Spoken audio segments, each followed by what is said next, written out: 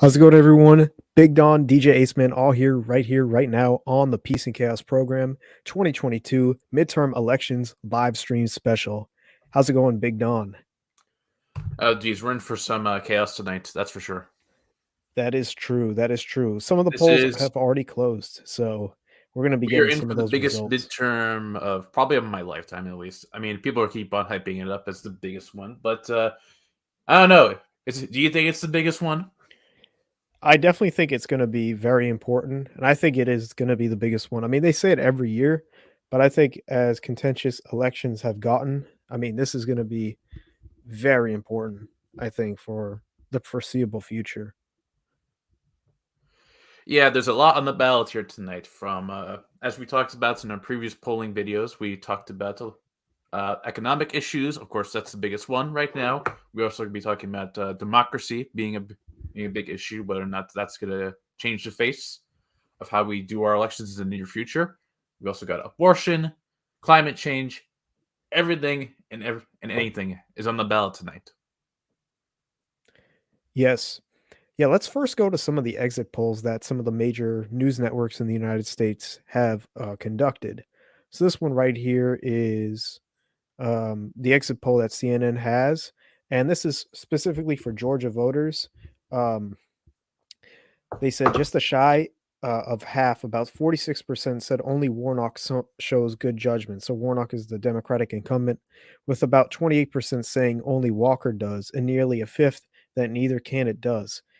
So this is going to be a key race to determine the balance of power in the Senate, and this is specifically what they found with Georgia voters.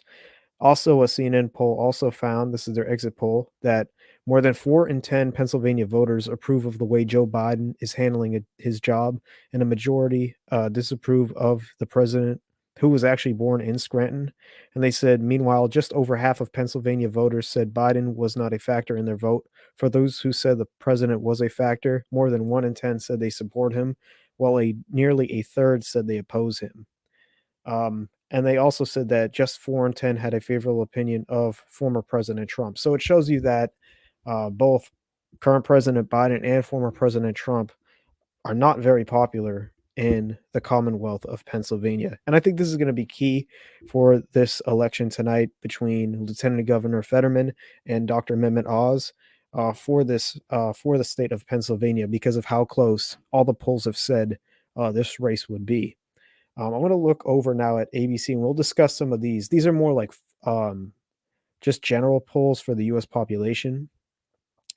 And it said, according to a recent ABC poll, 80% of likely voters said the economy was their top issue in the vote for Congress, and 77% said the same about inflation. They also said from their latest poll, exit poll, they said more than 2/3 of voters say democracy in the U.S. is threatened. And a majority of U.S. Voters say abortion should be legal in all or most cases. And it said voters trust Republicans over Democrats in their handling of inflation. Broad economic discontent among voters, preliminary exit polls show. And they also said that voters narrowly favor Republicans in their congressional district. So these are some interesting numbers we're getting out. Let's first go back to Pennsylvania, Big Don. I want to ask you a question regarding those numbers that CNN found out from their exit polls, showing that there's a disfavorability in both current President Biden and former President Trump. Why do you think that is? Well, because I think with how divided the nation is, you're definitely kind of sucked into sort of a negative outlook in terms of media proposition, and it's also the fact that I don't think, I'm to be quite frank with you, I think neither were they that popular to begin with. I mean, if you look at Biden's favorability right now, it's below 40%, so he's polling unfavorably amongst people in Pennsylvania. And if you look at Trump's sort of tail end right now with how he ended his presidency, of course, the whole entire January 6th incident happened, and of course that was pretty unfavorable amongst people in the United States. So I think when you look at those two factors right there in terms of general polling, it's not surprising to see why they're polling so unfavorably right now. Well, having said that, I think this is going to be. I think it's going to be interesting to see what the voter turnout is going to be with that in mind, as those two are kind of the face of the party of their own individual party right now. And now we'll just fast forward a little bit to Georgia. I know I shared with you a little bit of the numbers. There's also a couple additional questions that came up in the exit poll and some key data that could determine this race. They said they asked each which candidate quality mattered most of their Senate vote. It said 36% of Georgia voters said they wanted a candidate who shared their values. 32% wanted a candidate who had honesty and integrity, and 19% wanted a candidate who cared about people like them, while 8% said they wanted someone who had the right experience. So, looking at some of these characteristics of what Georgian voters want for their next senator, um, what stands out to you from this one, um, especially with the history, specifically in candidate Herschel Walker, especially with the abortion issue? Yeah, that's a tough slippery slope because I think Herschel Walker, obviously, he was a famous football player there. He's been in Trump's sort of inner circle with, I'm not sure if he was on the Celebrity Apprentice or not, but I know he played for Trump when he Mm, was the owner of the New Jersey Generals. But I mean, with a guy like Walker, I mean, we'll see how it comes out. He's lived a sort of lime life of being an NFL star, and obviously he's taking his step. I think he was a professional boxer at one point, so that was kind of hmm. interesting. And now he's delving into politics. So we'll see if he can actually tap into that sort of Georgia base in terms of maybe they have like a nostalgia of him back when he won the Heisman Trophy for the Bulldogs there, and we'll see if actually the policies that the Republicans are advocating for. Let's see if that changes with Georgia, because I mean we all saw the historical shifts that happened in 2020 when they flipped blue, where it's now a purple state. It's not Hmm. a glorified red state anymore, which is I think that's going to be put to the test tonight, and it obviously could be a runoff here because Yeah, I'm not yeah, sure how especially favorably with both Georgia. candidates are right now. Yeah, especially with Georgia being a state where you have to get a majority of the vote in order, you have to get to 50% in order to be declared a winner. And like we saw last year with the runoffs in early January, where both Senator Ossoff and Senator Warnock were able to defeat both the Republican incumbents, that was big on their part and also shifted the power in the Senate. So we're going to keep an eye on that. The ABC exit polls also are very interesting to take a look at. This is just some of the numbers from their exit polls. More than two-thirds of voters say Democrats in U.S.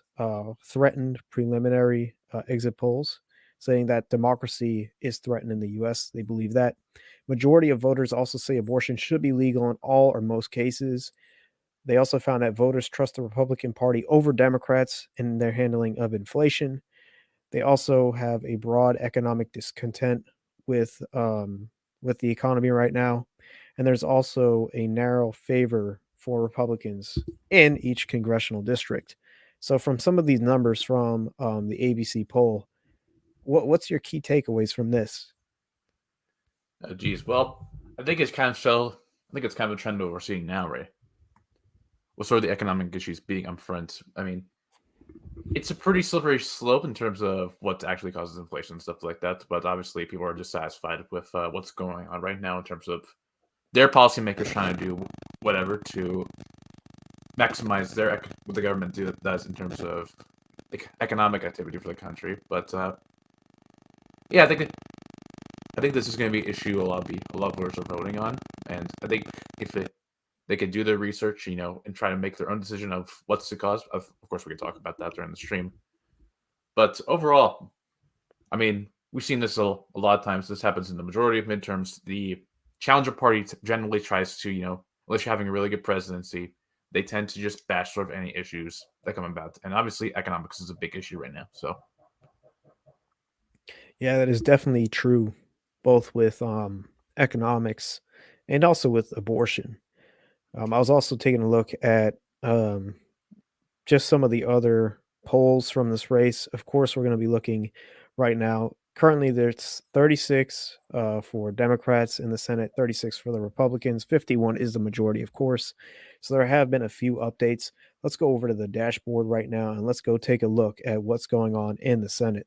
So this is yep, actually the Associated Press, which they said 9 of the 35 seats have already been called.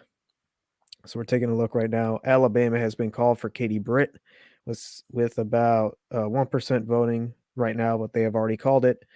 In Oklahoma, they have already called it for the Republican.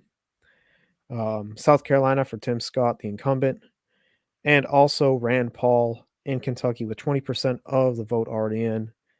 Rand Paul will stay as the senator. Also Ron's in son. Illinois. Oh, yep. Yep, there you go. Ron's son right there in Kentucky. So, wow, we have here. And we also have Tammy Duckworth, a Democrat from Illinois, has also been called in that race. Peter Welch in Vermont, already called for the Senate. And also right now, Chris Van Haller in Maryland. And also in Kentucky, too. I mean, in Connecticut with Richard Bloomberg there. Blumenthal, my Blumenthal. bad. Yep.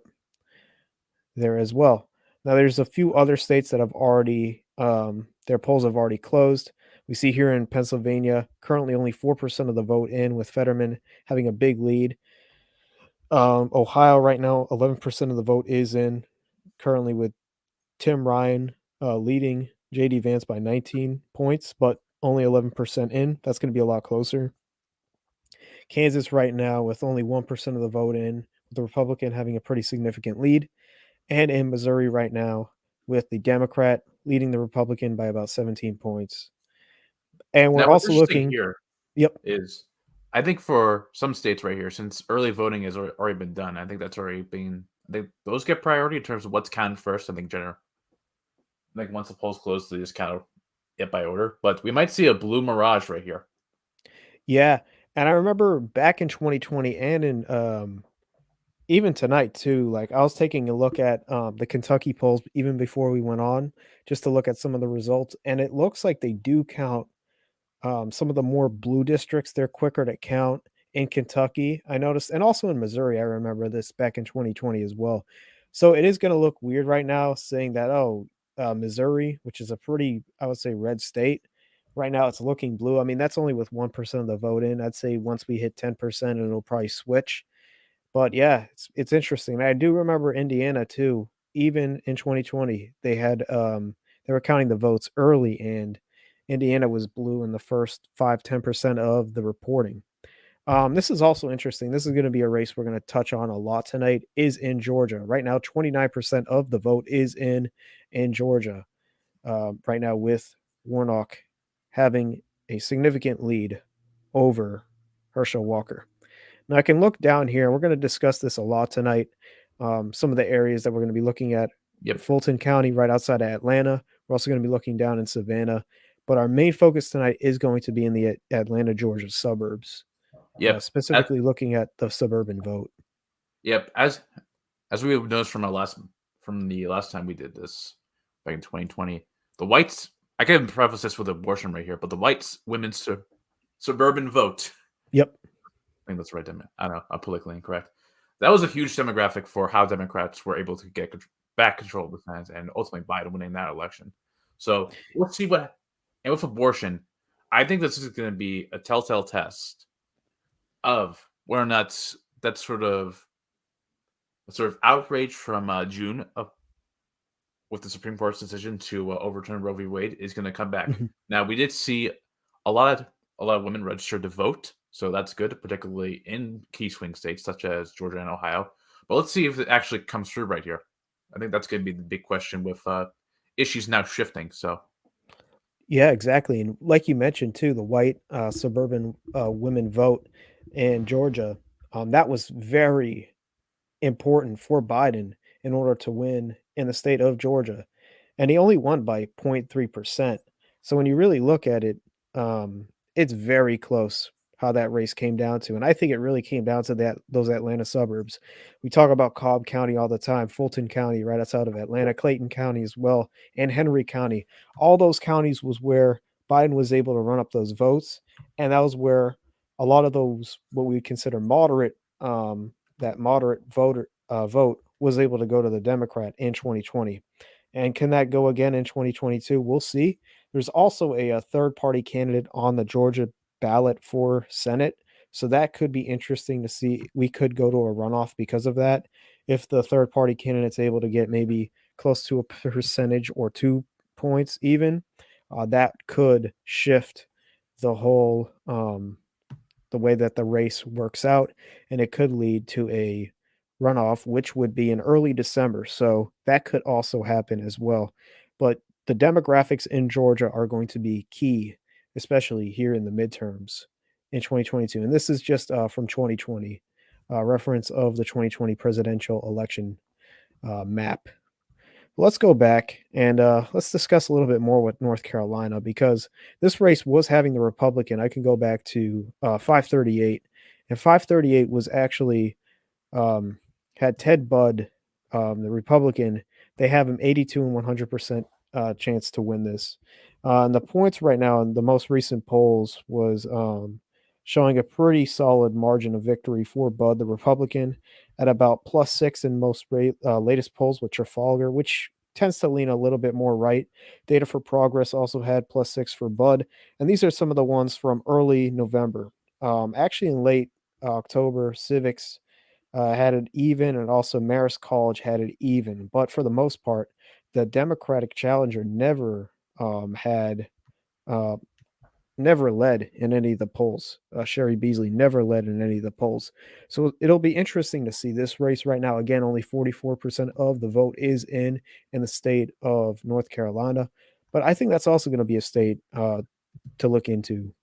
Yeah, that could be. Now, I think early polls have showed that we think it's still going to be pretty Republican, but I don't know. North Carolina is kind of one of those states like Georgia that if the right election conditions can conspire, then maybe it could flip blue. I mean, there has been not as wide as a margin as many people think will in North Carolina. That's always been a lean to a likely red state, but I mean, you never know. I mean, anything could possibly happen with this election cycle. What's that on the ballot here tonight? You may not see like Senate seats flip, but you could see some. I don't know. You could see some like margins within congressional districts widen, or sort of tighten a bit from what they used to be back in 2020. Yeah, these are a couple of the North Carolina Senate races. This is North Carolina's 13th congressional district, so in the northern part. So this is like right outside of Raleigh and actually right on the Virginia border. Right now, it does have the Democrat is ahead in this race currently. So that's also something to take a look at as well. Cherry Beasley, the Democrat, leading with 53% of the vote, with 44% reporting there. So that's going to be interesting to take a look at. Oh, no, this was for the House race, not the Senate. The House race currently in North Carolina's 13th district has Wiley Nickel with 57% of the vote, with just over half now reporting in the 13th district. So, yeah, that's actually going to be that's going to be an interesting one to take a look at as That's gonna well. be huge. By the way, I'm gonna be prefacing this, but I got a side note here. So everyone's doing their live streams right now, and right now I'm waiting on Let's Talk Elections live stream to come on, and he's running late. I'm like, no, He's running late right now? he's running late. Apparently, he's at Harvard right now. He's at what? He's at Harvard. Oh, yeah, yeah. He's. I believe he goes there. By the way, if you notice any typing in the background, I'm just trying to adjust the stream a little bit so we can get the right settings over here. I want to maximize the amount of viewership we're getting here. Because Yeah. we want participation tonight in this live stream because we're going to be on a while right here. We'll even play some GeoGuessr for the sake of it because we it's might going to even take some time to count these votes. Yeah, it's gonna take some time to count the votes. We're gonna be on for quite a while tonight. Yeah, and also just make sure you can use the live chat too. We love having live chat and seeing everyone and interacting with all our viewers. That's gonna be interesting. Yeah, right now also some of the polls are just closing in the state of Texas and in Kansas. So we're gonna take a look at those states in Mississippi as well. But let's go to Florida because Florida has been a battleground in the past. Let's go to the Senate race in Florida, which currently is with. It's going to let me do it. Okay. Yes, they just projected Marco Rubio will win the Senate race in Florida. He currently has 56% of the vote, 3.7 million votes, in contrast to his challenger, Val Demings, with 2.8 million votes. and that was just announced just a second ago in Florida. Damn.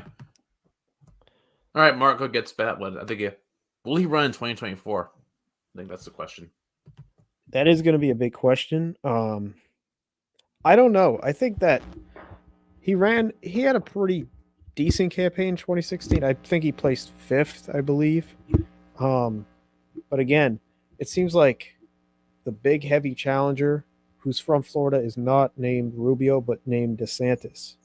Yeah, And there was I think I saw an interview clip where DeSantis was he's going to be around for the next. He's let's talk elections on. Darn. Okay, screw you. Okay, I was really interrupted. So there was actually an interview that I saw recently with DeSantis, and he was asked like, "Are you going to stick around for the next 4 years?" And he just had a little smirk on his face. Yeah, I think we all know he's going to run. I think he's going to run it. I think also there's rumors, and I believe this is going to happen. President Trump is going to announce his campaign for presidency on the 15th of November in Mar-a-Lago. There have been reports that this is going to happen sometime in November. Strategists have told him to wait after the midterms to make this announcement. And it looks like right now he's gonna run for something because he has big news, and he could even run for Congress. That's what um, even some strategists have been saying. But I think, in my eyes, I think he wants to run for president. So Yeah, that's going to be big he's news got the too. popularity to do it. That's for sure. I Yeah, mean, I'm now seeing a lot of people starting to chant DeSantis' name along with Trump in terms of who they want as a. I think people like his political experience. yeah.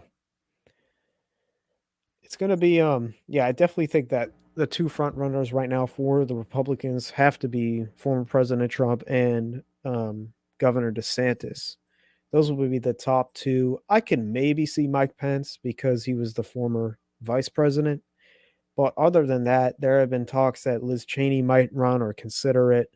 Ted Cruz maybe. But again, I think that it's going to come down to one of the two in the Republicans right now with either Governor DeSantis or former President Trump. That's who I see right now taking the nominee. If there was an election today for the president, I'd either see one of those two candidates representing or them on the same ballot as well. That could be a possibility too. Yeah, if you recall, we did a video on who we think is going to be a potential nominee for the Republican Yep. Party. I think we put like Nikki Haley that high. I don't think Nikki Haley would do that well. If I'm being quite honest with you, if we revisited that, because I think the party, even now, it's with who's running now with among the Republican Party in terms of not only Congress, but if you look at governor races and individual state races. I think you have to be within the sort of Trump sphere in order to gain any sort of influence, because we saw what happened with Liz Cheney Yep. and all those sort Yeah. of rhino Republicans. I think they don't really have a lot of leeway anymore with their party alignment. Yeah, but I think the main concern for strategists would be if you were going to run someone like Trump, who I mean is polarized. I mean, we saw it with the exit polls tonight how Pennsylvania voters view him, and even how voters in Pennsylvania view President Biden as well. If you run a candidate who already has a strong base, it is not really likely that they could maybe extend their base to moderates. While I know that it would be a risk to run Liz Cheney if you are a Republican, but she could maybe get some. I don't think it would be a big, strong base like what Trump has, but they would be able to appeal to more, I would say, moderate voters. And that's where some strategists may say, okay, that's where the benefit is going to be. But again, um, with Trump, I mean, he's the most powerful right now in the Republican Party. So Yep. that would make the most sense, I think. And he already has a big base. I mean, he had the most votes, I believe, than any incumbent ever got. Or yeah, with 70 plus million votes, so 74 million. So again, that's a big base. And even if you lose maybe a million votes, I mean, you're still 70 plus million votes. And that's significant for a Republican, especially as the former president. Yeah, well, I think we'll see if he wins if he gets a nomination. Will he have like enough sort of support from a from a general audience of how he can come back from what's been saying amongst this rhetoric there. Can he appeal to a moderate audience once again? Yeah, that's going to be the main thing if he can appeal. And I mean, he's going to have to change his rhetoric if he's going to do that. And again, he already has I mean, a lot of people already know who he is, who his character is. I mean, he was the president for 4 years, so people are familiar with him, but it's more of whether they can ignore what he has said in the past that maybe have, hurt some voters. That's going to be the main thing, and also how he can change his messaging too, because we do know how divided the U.S. is, and if you're going to run someone who's, I would say, arguably very divisive, it's going to be hard to pick up some support when most people already have like their mind made of who you are and whether they support you or not. Yeah, that's a good point. I think from there, your ultimate strategy there is okay. Let's just bash the Democrats over here, and if they get re if they control the House once again, it's gonna be hard for Biden to set up legislation, Yeah. and so that's gonna he's already getting slammed by Republicans as we know it. If they get sort of legislative power, then you know I think that's going to serve as a disadvantage for him. It's just going to be a matter of sort of okay, what's my message going to be here? Is it going to be the economy? What's the issue going to be by 2024? Obviously, we can't predict that, but Mhm. I don't know. Will it be something that Republicans can actually feasibly run on? Is the question. Yeah. Other than just saying, "Oh, we're the elections are stolen" and stuff like that. Yeah, that's the other good point too. Election integrity, even though that wasn't a major like the top issue among voters. I mean, we saw abortion and inflation being the top two, economy, crime, but again, democracy is still an issue that voters still have on the top of their minds. It's just not the most important to them. But that is going to be a thing too, where if you're going to be known as a party that questions elections and election integrity and voter integrity, that could also be a major turnoff for people who maybe are more moderate that maybe don't like either party, or they could even be a libertarian looking for a new party, something like that, someone in that sort of circumstance. So that could also be a reason why maybe um, toning it down on that rhetoric because of how controversial it is might actually help out the Republicans in the long term. Also, I want to bring to your attention right here. Go to Miami-Dade County. Okay. Let's see here. I want to see because I heard they might flip her. Yeah, it went red. I don't have as much. Yeah, it looks red right now. I can let's go on to so the thing with these some of these interactive maps, some of them are not like as interactive as you'd hope. So it can't really tell me a whole lot of the percentage, but it looks right here that the Miami-Dade County did go red, which is major for a Republican to do that. And I know that Miami does have a Republican mayor. They're one of the only major American cities with a Republican mayor, but it shows you how the demographics are shifting to the GOP in the state of Florida. Um, and yeah, I mean, Florida has been a state that did go for President Obama, and it also went for President Trump. It's a swing state, but I mean, showing you this with Miami, that's going to be huge for Republicans in the future if they're still able to. If they have to take this state in order to even be considered for to win the presidency, because Right. without Florida, I mean, those are like 20 plus um, electoral votes that go to the Democrats. So that is a state that is a must win for Republicans, and showing you that they are making up ground in a major metropolis in the state of Florida is key for them. Yeah. Let's see if 538 has more precise accuracy when it comes to who's voting what. So these were the latest. Here's your So North these were Carolina. some of the latest um, exit. This was actually updated earlier today at 12 a.m. So they have not. These are the final ones in Florida, and they had Rubio winning 95 in 100. Times he would win. Let me see the most recent polls. Yeah, all the most recent polls favored Rubio. I mean, some were saying +10, +8, +12. So Rubio was the favorite in this race, being the incumbent as well. Do they show who's the congressional candidate in there? Oh, in Florida? In Miami-Dade. Um, We gotta go to House. Even though it's gonna be hard to find with 538 because they like their dots, apparently. um, I'm trying to think what district is Debbie it. Wasserman Schultz, I believe.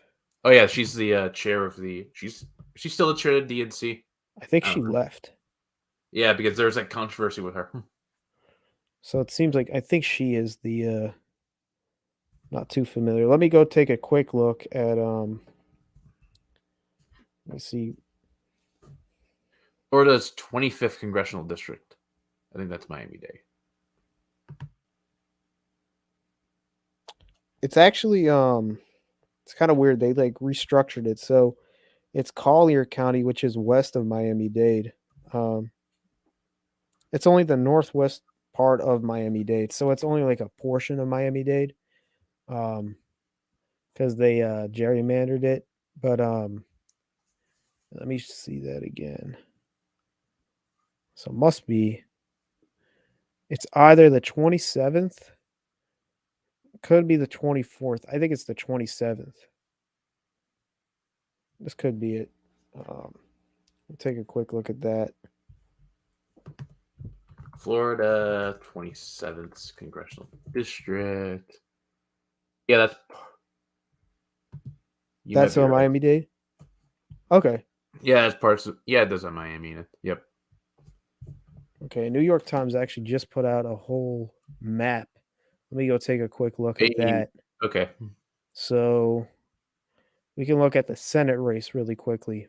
So right now, 40 seats have gone to the Democrats, 37 for the Republicans. Oh boy. Oh, here we go. On. No, No, don't give us paywall. any ad. No, they want us to get Paywall. we don't want to pay for it. Ugh. I don't want to pay for anything. Okay. Florida. No. See, that's the problem. Like New York Times makes you pay for it. I ain't paying for no New York Times. It's not tonight. Not tonight, no. Not at all. Again though. It ain't showing the percentages there. No. Let's go. I want to check on my district. Okay. So that'll be I'm not sure. Well, they haven't started counting yet, but Nah. 9 p.m., right? I think so. Yeah. I didn't check the times. But I'm trying to see if I can get these political tack ads away from me. I'll try to find a few more interactive ads. I mean interactive maps.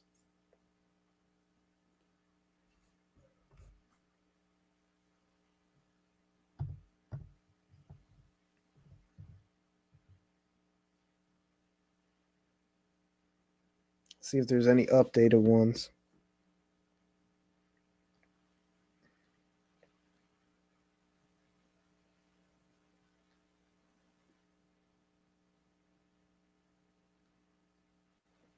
This might be better.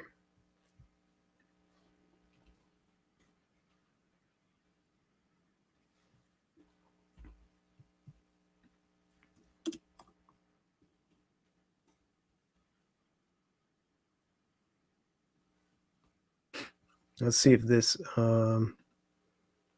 works out for us real quick.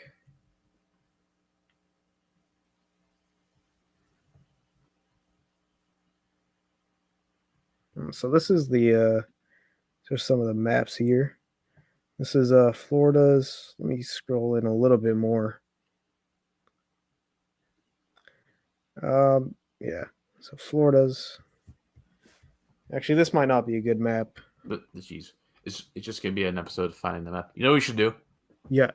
Let's go to a. I'm pretty sure there's a ton of live streams on YouTube right now. Let's see if we can get a live interaction with live reaction in terms of what they're saying, because I'm pretty sure they're going to do it more comprehensive than us. If we need to pause, then we'll pause. Hey, look at that! Okay. Look at that banner! Look That banner is at it. beast. Let me I know that there's one out there. It's just that this New York Times thing is It sucks. oh, damn. It's Yeah, this terrible. New York I'm just trying to look for an alternative to them. Like Amazing. there can't just be one like news source that's just doing this. Like I just want the giant interactive mats that Steve Kornacki, yeah, whoever that's the what I hell want. does it. Maybe we'll see NBC really quick. Oops, my bad.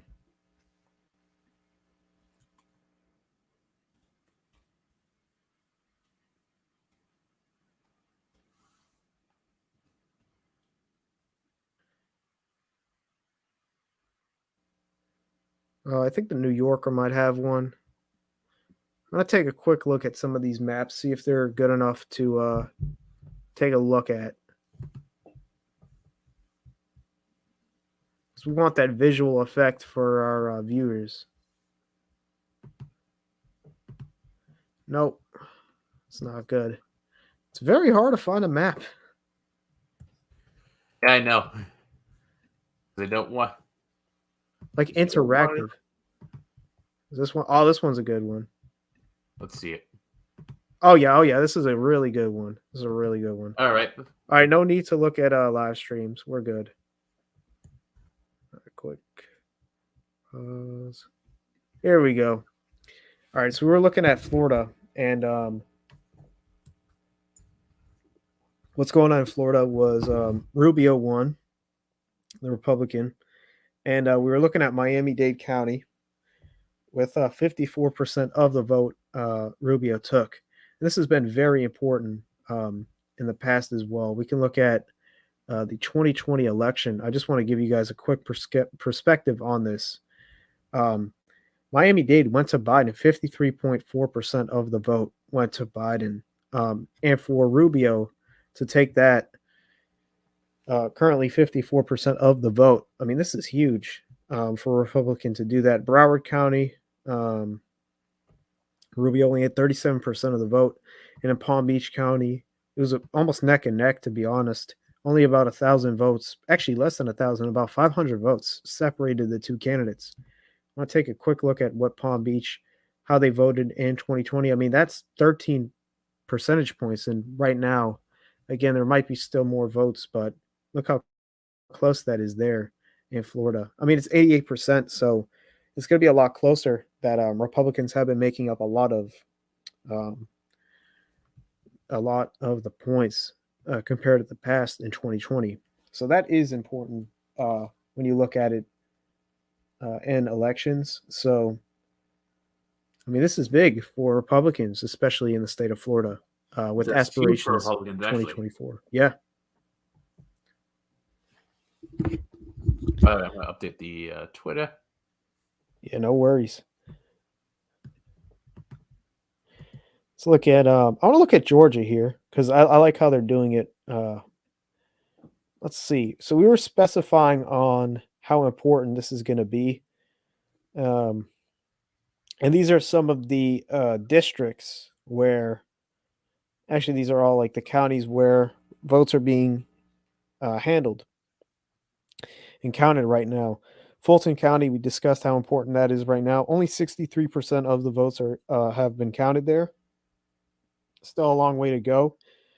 Chase Oliver, just to let you all know, the Libertarian candidate, 1.4% so far for the Libertarian in Fulton County. Could that be a major factor as to why there is a runoff or tie?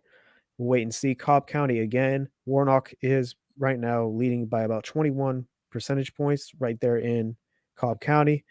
But also, I mean, you look outside these counties, and these are where Herschel Walker is able to run up the numbers. Even though there's not a lot of numbers, a lot of votes there, he is running them up, winning about 75%. And this is like similar to what Trump did in 2020 to make it as close as it was in the state of Georgia. Currently, though, in the state, only 45% of expected votes have been counted.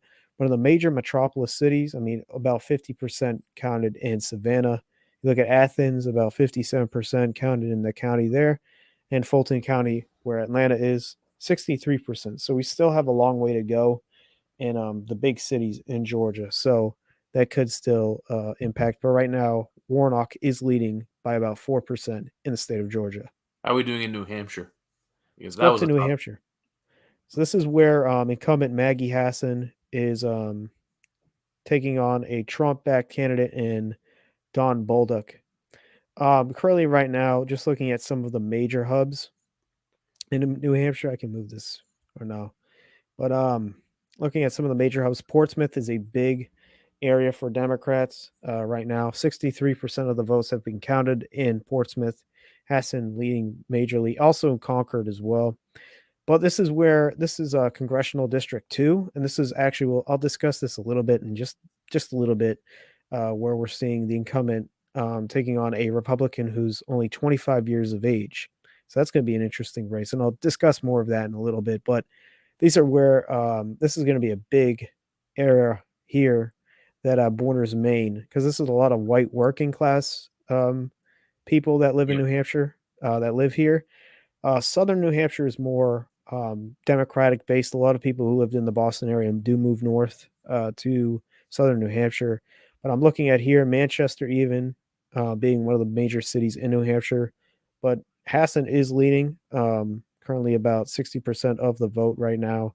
Bolduc only 39% of the vote. They did say that this race was going to be within about 5 percentage points. So this could get a little bit more closer depending on how the votes go up in um, the other communities in New Hampshire, but still, so far, it's looking in the favor of the incumbent Maggie Hassan.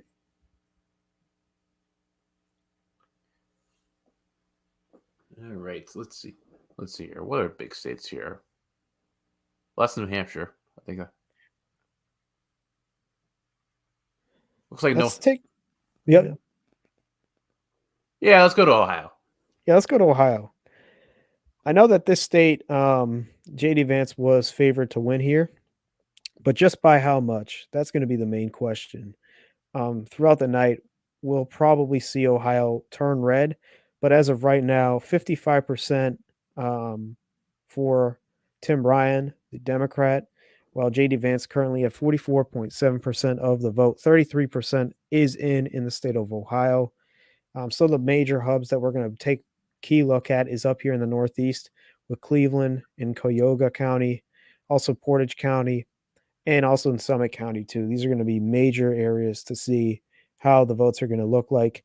Columbus, where Franklin County is, that's going to be important, and also down here in the South too, with Hamilton County, where Cincinnati is, and Montgomery County, where Dayton is. And of course, you're also going to look at some of the more rural areas to see how much Vance can rack up in the state of Ohio in order to win it. And that's going to be key. Again, Republicans are really going to have to rack up a lot of the percentage points in these rural counties and even make it competitive in the suburbs in order to win the respective state. Yeah, I think the telltale sign here. I mean, we're seeing in the suburbs of Cleveland that Ryan has a good advantage in, but we'll see how long he can actually maintain those. As those look out to be pretty much a lean right now, but that could obviously change as the night goes on.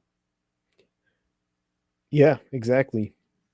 That's going to be, and I mean, we saw this too in 2020, um, how important Ohio has been. I mean, it was actually until 2020, it predicted it voted correctly in every single U.S. presidential election.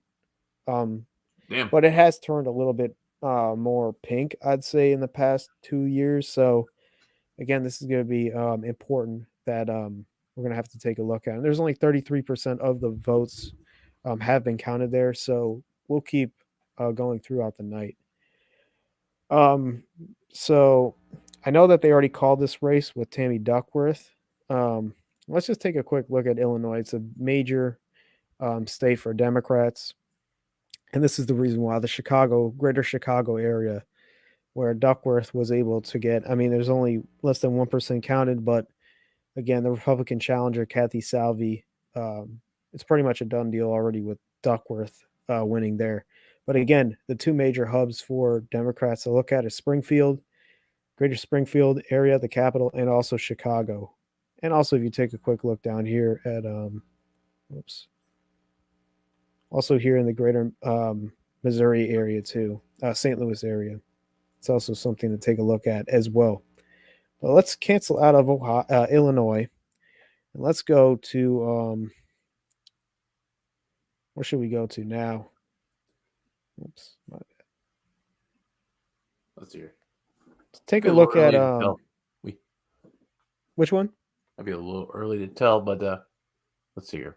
Oops. Let's check PA. Let's give a little glimpse of seeing if Let's anything take a changed quick there. glimpse at Pennsylvania. Again, only 8% of the vote has been counted in Pennsylvania right now. I guess Allegheny County is going to be quicker counting their votes, but I believe there have been reports saying that Philadelphia County is going to take a lot longer. I mean, right now, 11% of the votes have been counted in Philadelphia County in comparison to Allegheny County, where Pittsburgh is located, 27%. So we're going to get more of a clear indicator here in Allegheny County before we take a look at Pittsburgh County, Philadelphia County, and then Delaware County too.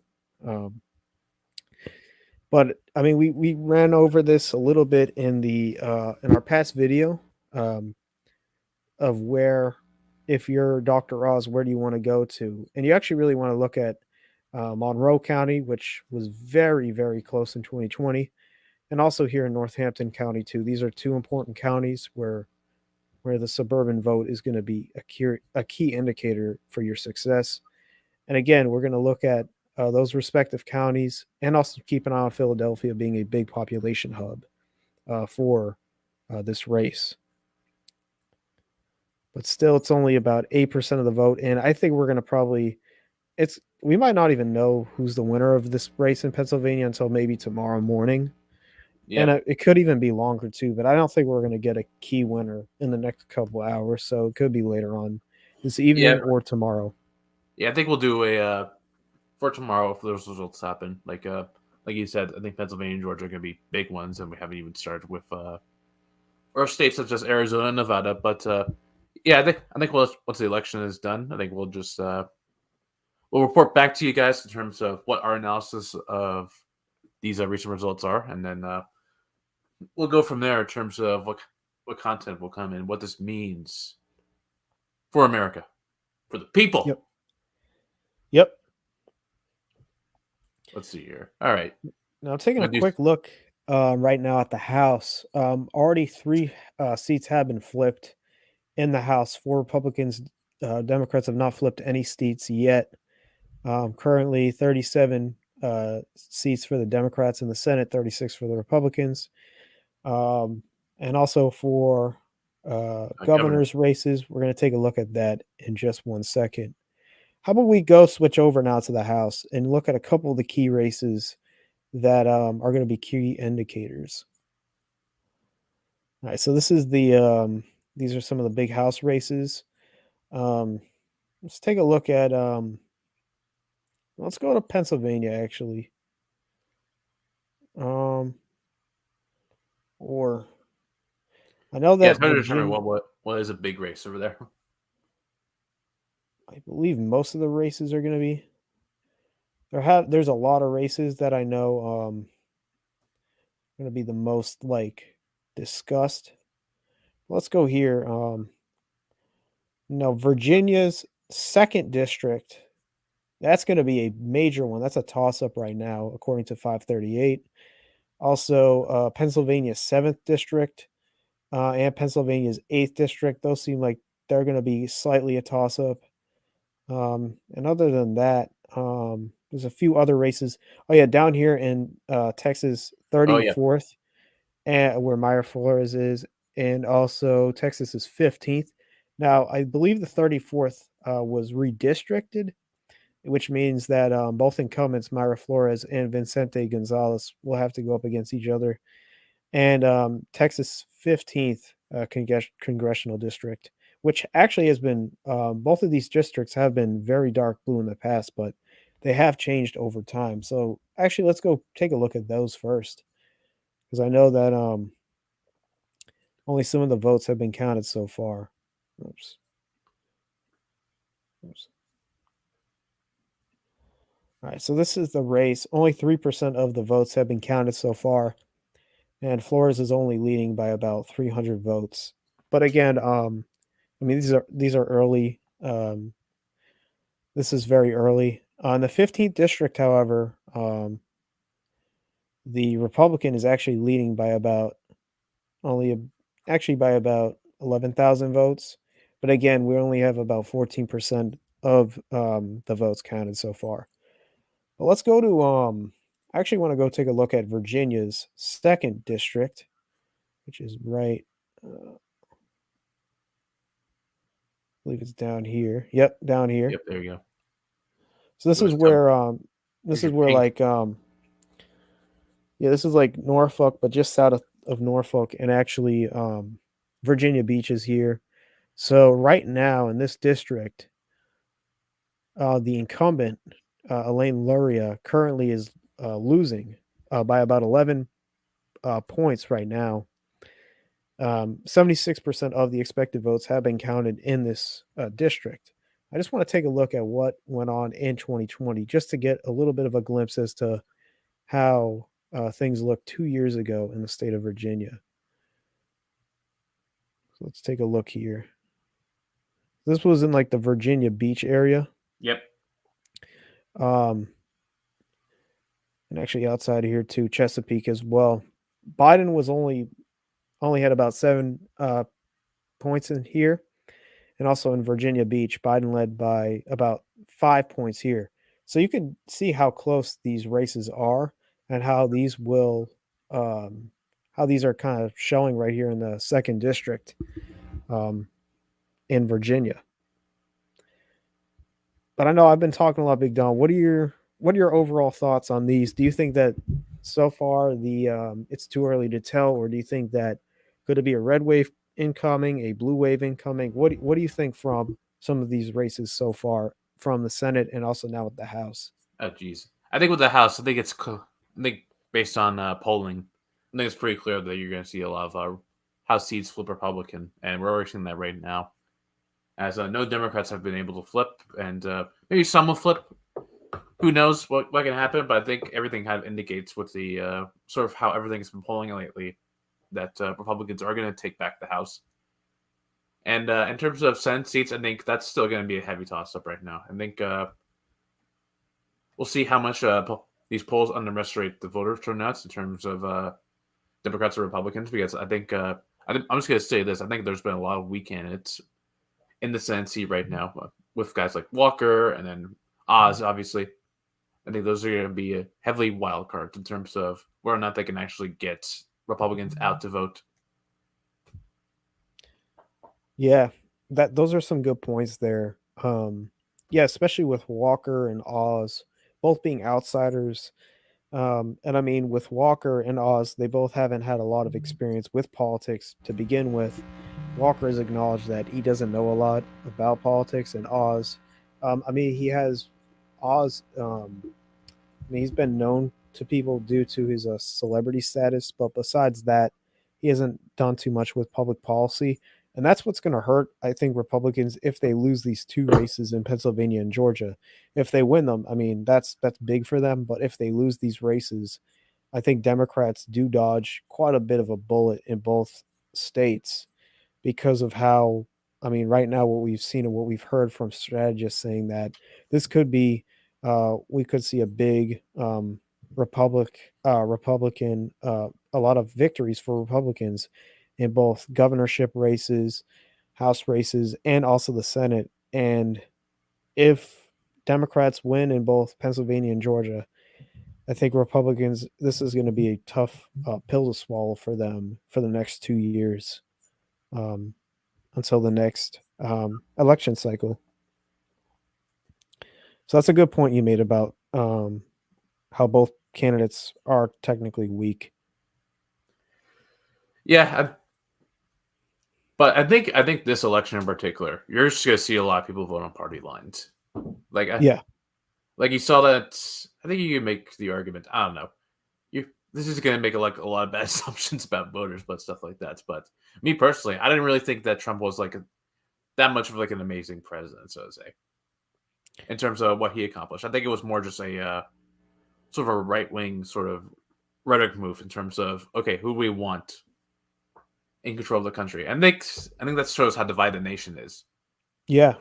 Yeah, I think you do make a good point there. I mean, people always are critical of the president. And I think that, um, again, people also are so loyal to their parties a lot of the time that most people who vote now may already have their mind, may have already made up their mind without considering what in particular the candidate has done or what the candidates stand for, and more about whether they support the party that they're a member of or not. And it shows you, I mean, that's one of the fallacies of party politics in the United States, and how George Washington advised against it, and a lot of our founding fathers advised against it, because, I mean, it doesn't really, it's more of, I think it's a more of a convenience factor for people, for voters to just say, okay, I'm a part of this party. That means I'll probably just vote for this party. I have the duty to vote for this party without really considering, oh, I mean, this candidate who is not part of my party, I like their what they have done better than this candidate, but still I'm a part of this party, so I'm going to vote with my respective party. And that's why it complicates things, and it just makes it just sometimes can I'll say, like, it makes things more complicated, instead of people just thinking about policy and whether or not they support the candidate and what they have proposed or not. So I think it's more um, group and less ideology, if that makes sense. Yeah, I think I think one thing, if we want to go one step further here, Mhm. is there's been a lot of talk of of a second civil war in this country. Yeah, that's I have heard this a lot, but I don't know if it's going to get to that point. What do you think? Geez, it's hard to project of what an actual civil war would look like Yeah. in the in the U.S. in terms of how it's going to be combated, because I think we're seeing this among civilians rather than like individual nations compared to what happens in the 1800s over there. But Mhm. I think we're kind of seeing remnants of it right now. I think I remember watching Bill Maher, even though I don't really take my advice from Bill Maher. He said I wouldn't recommend it either, but he was on MSNBC here, and then he said it's going to be a cold civil war where you sort of see a lot of activity taking place within like certain pockets of the country, where amongst like political demonstrations and stuff like that, and the extremism that's going on. I mean, we're seeing it kind of right now, especially with what happened with Senate with no, Senator House Speaker Majority Leader Nancy Pelosi's husband, Mhm. and obviously there's a lot of violence coming from the left as well in terms of riots that have been going on for the past 2 years with the George Floyd protests and stuff like that, and a lot of people Yeah. are getting distasteful of it. But I think with sort of the large majority, no, well, let's draw a minority, but the most since most people in this country do tend to lead independent, I think there's going to be a lot of middle ground to sort of say to sort of prevent this, and also the fact that we have an oversized government that can easily wipe us out if they wanted to. Yeah. Yeah, it's a good point you made there. I mean, you're saying, so it seems like Bill Maher, he was saying that it's going to be more isolated pockets of violence, or of political violence, because I don't think that we're going to see a civil war like we did in the 1860s, where we saw like two armies. I mean, like how, like, it was a clash of two groups technically, or two sides. I think it'll be more, if there ever was a civil war, it would probably be like isolated incidents that I don't think would lead us to brink of like martial law or anything like that. Like, I don't think people would, I think people, even though it's so divided, I think a lot of the time it's just more of Because you could probably meet someone who thinks differently from your thoughts, and you could probably have a civilized discussion, unlike what I think the media would try to portray people as. Mhm. And I think Americans are more. I mean, this is I think a popular opinion, anyways, but I think Americans are more alike than they are different. And I think that although they might not agree on every issue, I mean, set in stone, people can have their opinions, are entitled to their opinions. But I think that just because of that, I don't think we're going to have a civil war. I think that there's too many things at stake for the sake of the country and everything like that to have a civil war. Yeah, I think I agree with that. Just I don't know. I think you're seeing a lot of divisiveness in Congress as well. Yeah. Like, I would be surprised if one day if one senator decided to just punch another senator.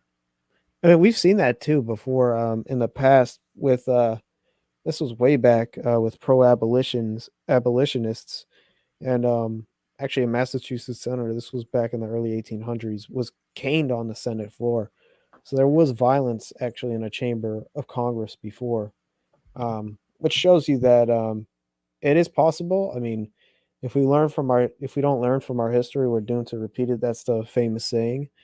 But I mean, that is possible. I just don't know whether we'll see it right now. Again, I don't think it's going to be that. It's going to go to that You know what's extreme. going to remind me of? I'm going to Yeah. take this back to sports real quick. There's a during the 1992 or 93 season, Uh-huh. there's a famous incident where since the Houston Oilers had a really bad season, there's a infamous incident where Buddy Ryan, their defensive coordinator, punched their offensive coordinator Kevin Gilbride. I'm just Wow. imagining that in the house right now. Someone says something like someone's trying to introduce a bill, and there's always like pushback, and there's arguments, and then maybe one guy just comes across the aisle, and then it's like, "You can come on, I bring it mean, on." there has been a big incident. I think it was in Uganda, I believe. I don't know if you've ever seen the video of, I think it's the Ugandan Congress, and there was like a huge brawl in the Congress. I don't know what it was about, but I do remember there was this whole brawl, and people were picking up chairs, hitting people. Other people were getting out of the way. But yeah, that was the closest thing I ever saw to like political violence. And I don't know if there might be isolated incidents in the US that we don't know about with like maybe city halls and town halls and things like that. I mean, we've seen with board meetings, like teacher board meetings with parents, how those can get out of hand. But I don't think there's any like fisticuffs. But yeah, I mean, I the biggest one I remember though, I think it was in Uganda. Um, you could, I think you could look it up just to see if I was correct.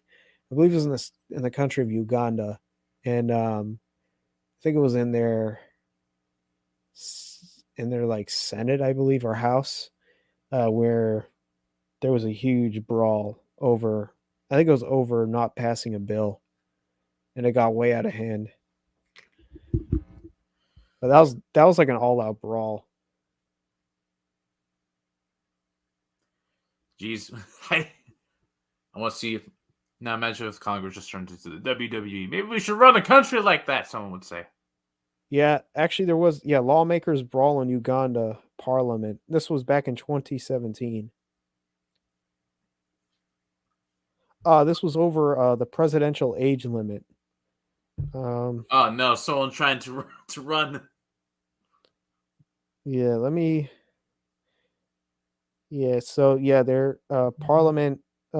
They had a live stream going, and they had to take it off the air because it was going to. I do remember this. Yeah, and this went viral because no one ever saw like that type of violence before. Yeah, that was crazy.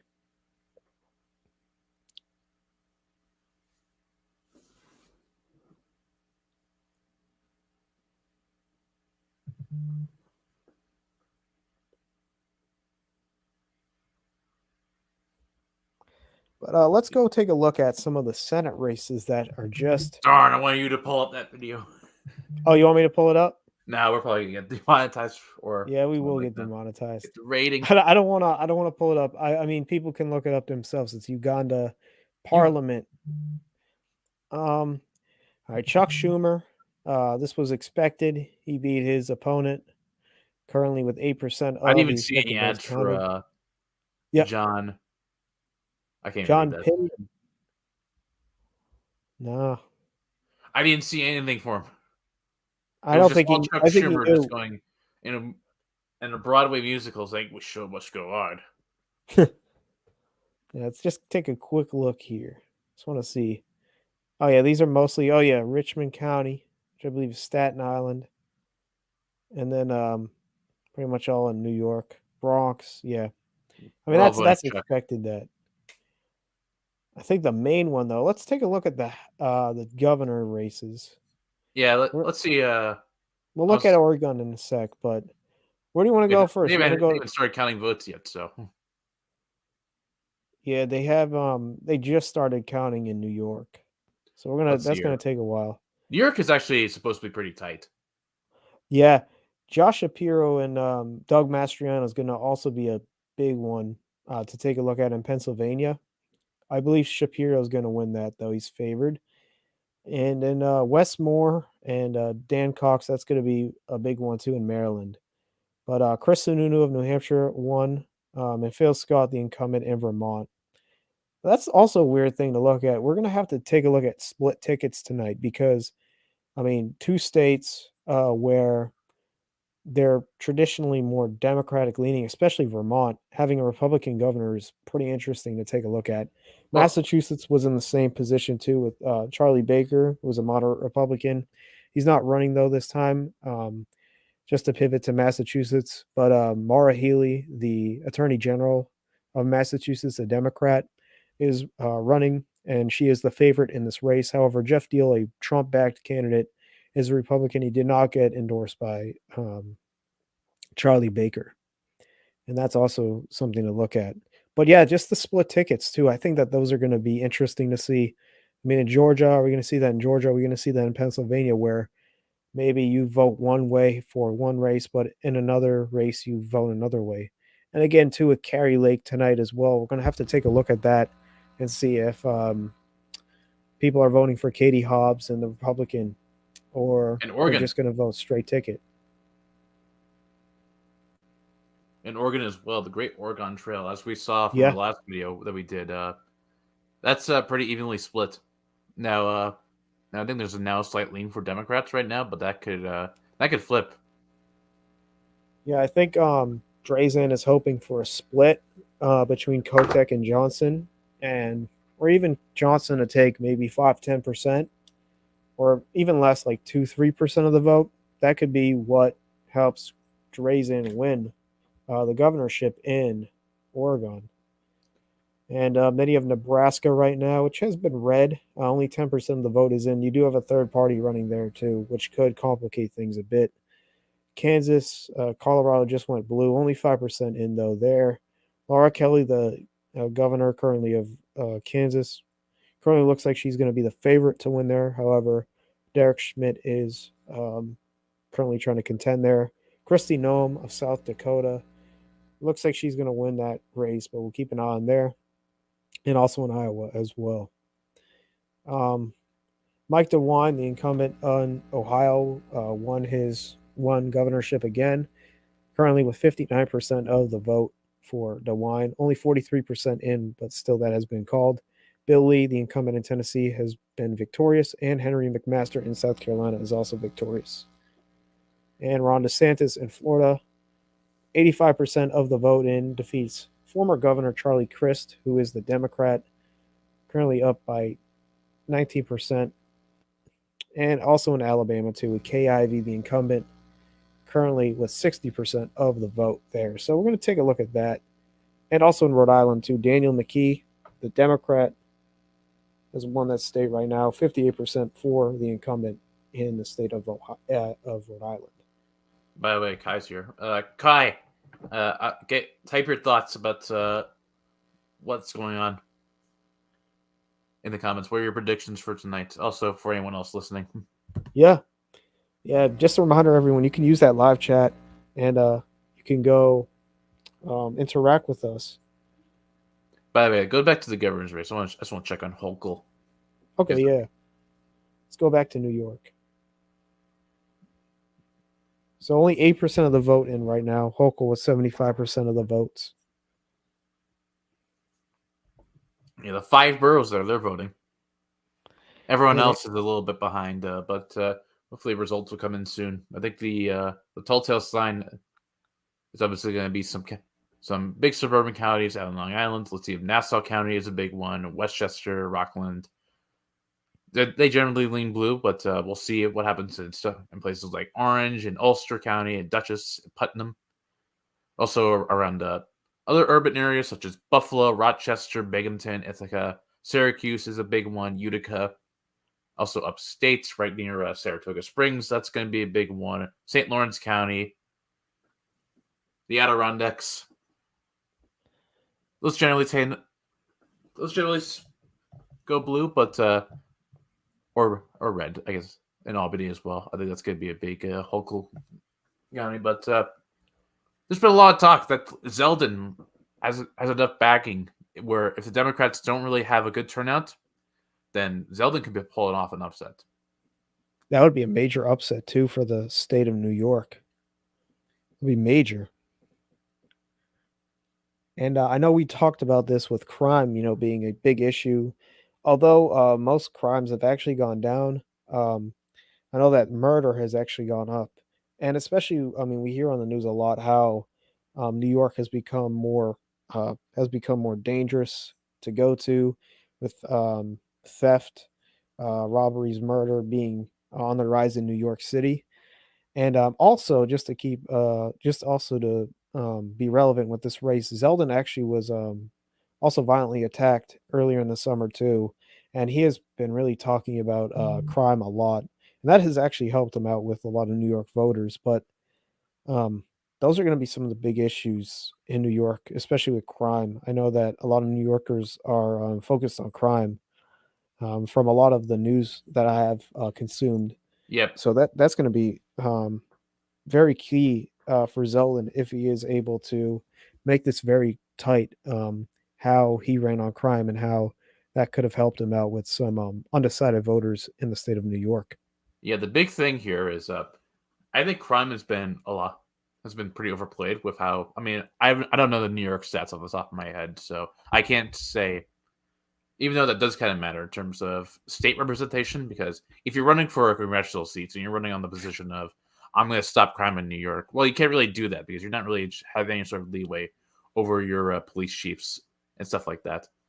So it's not really like a too much. It doesn't really matter in terms of a federal level. On a state level, on the other hand, you do have a little bit more leeway in terms of that. But I think people are playing up sort of a lot of the attacks that happened in New York, particularly on there's one particular one on a subway attack that happened that caused a lot of New Yorkers to be wary. I think I know a lot of personal people that refuse to ride the subway now, so there's that. And but yeah, I think crime has always been like an interesting issue where also along with immigration, where I think it's been heavily sort of demonized Hmm. in terms of what exactly these ads are sort of saying about how electing like a social leader could affect crime, because I think it's a little more nuanced in terms of policy right here, Yeah. because now you're just seeing all these sort of Democrats being attached to say AOC or the Squad in terms of their message to defund the police. When you look at people like Biden, for example, they haven't said that once. Hmm. Yeah, it's a good point there about even like running a specific candidate, how the other side could kind of paint the crime as their responsibility. But we'll keep an eye on New York. I want to Yeah, take a New York's quick. could be a big one, even though it's probably gonna go blue. That's generally how it tends to go. But if we see a little bit more Republican backing, then it could be interesting in terms of 2024. Let's go back to the Senate because I just want to see what's going on in the Ron Johnson Mandela Barnes race. Currently, only polls have just closed in Wisconsin. But this is going to be a big race with the incumbent Ron Johnson taking on Mandela Barnes, the Democrat. Um, just a couple votes here in Waukesha, but we're going to keep an eye on this race too tonight as the night goes on, because this is going to be a big race as well. Want to go back to Georgia, see what's going on there? Yeah, let's see if any of the votes came in. So now 63% of the votes are in. Warnock is winning right now, 51.2% of votes compared to Walker with 47%. Again, I'm looking at Fulton County right now. Warnock has been running up those numbers. Herschel Walker only 23% of the vote there. Again, we're waiting on a few counties here. Coffee County, Appling County, and a couple other more rural counties that could help out Walker. Just want to take a quick look at how those voted back in 2020, just to get a quick eye as to how we're going to expect these ones to end up. So, Appling Coffee County right here, big numbers for Trump. Although there's not many votes, again, this is where the Republicans can make up a lot of ground. Also, Sumner County actually went to Biden, but very close. Webster County as well. So we're going to keep an eye on all these counties that still have not. Yeah, let's see these counties right here that have their total votes in. Let's take a look. Chatham County. This is this is going to be a close one too. Warnock currently with 62% there. Still only 68% of the vote in, so we're still waiting on about 32% left there. Macon County. This is where Macon is in Bibb County. Only 3% of the vote is there, and it's a big blue stronghold. Also, Clark County right now, 79% in. Warnock has 72% of the vote there. DeKalb County, this is a big county for Democrats. And Warnock has 87% of the vote there, only 65% counted though. So we'll keep looking there. But it looks like Warnock is in pretty good shape so far. Again, if he can keep running up these numbers, especially in Clayton County, Fulton, DeKalb, he's going to be in very good shape to win again for the Senate in Georgia. And again, Walker is going to hope to see that the numbers go up in a lot of these rural areas. I mean, here we have 82%, so almost all the votes are in here. Here, 53%. So there still are some rural counties that have not completed all the vote count yet, but still, Georgia is going to be very contentious down the stretch here with the last about 35% of the vote to be counted. Damn. Let's go back to North Carolina here. It looks like they're almost at 70% of the votes counted. Bud is leading right now, but really close, only by about less than a percentage point right now in North Carolina. Yeah, Mecklenburg County in Charlotte, only 53% of the vote is in right now, and Beasley's actually doing really well in this county to keep an eye on. Asheville as well in Buncombe County, 63% of the vote right now for Beasley, the Democrat, and in Wake County, where Raleigh is in, 68% of the vote for Cherry Beasley, with only 54% counted. So again, these are actually looking pretty good for Democrats right now, and some of these big counties where they can keep on running up the votes and keep on gaining votes, which could help them out big time in this race. I'm looking at a couple of the counties, more of the red counties. And again, Sampson County, only 63% of the vote is in. So that is good news for Bud. And also in Jones County, 97% there. So you're still looking at some counties that are predominantly Republican that are still in about 70 to 80%.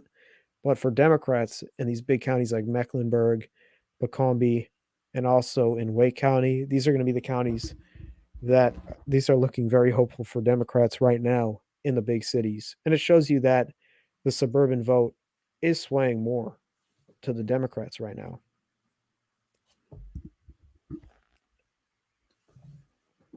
Right, that's North Carolina. Even though I think most people are predicting that's going to go red, but that's another big one. And then here.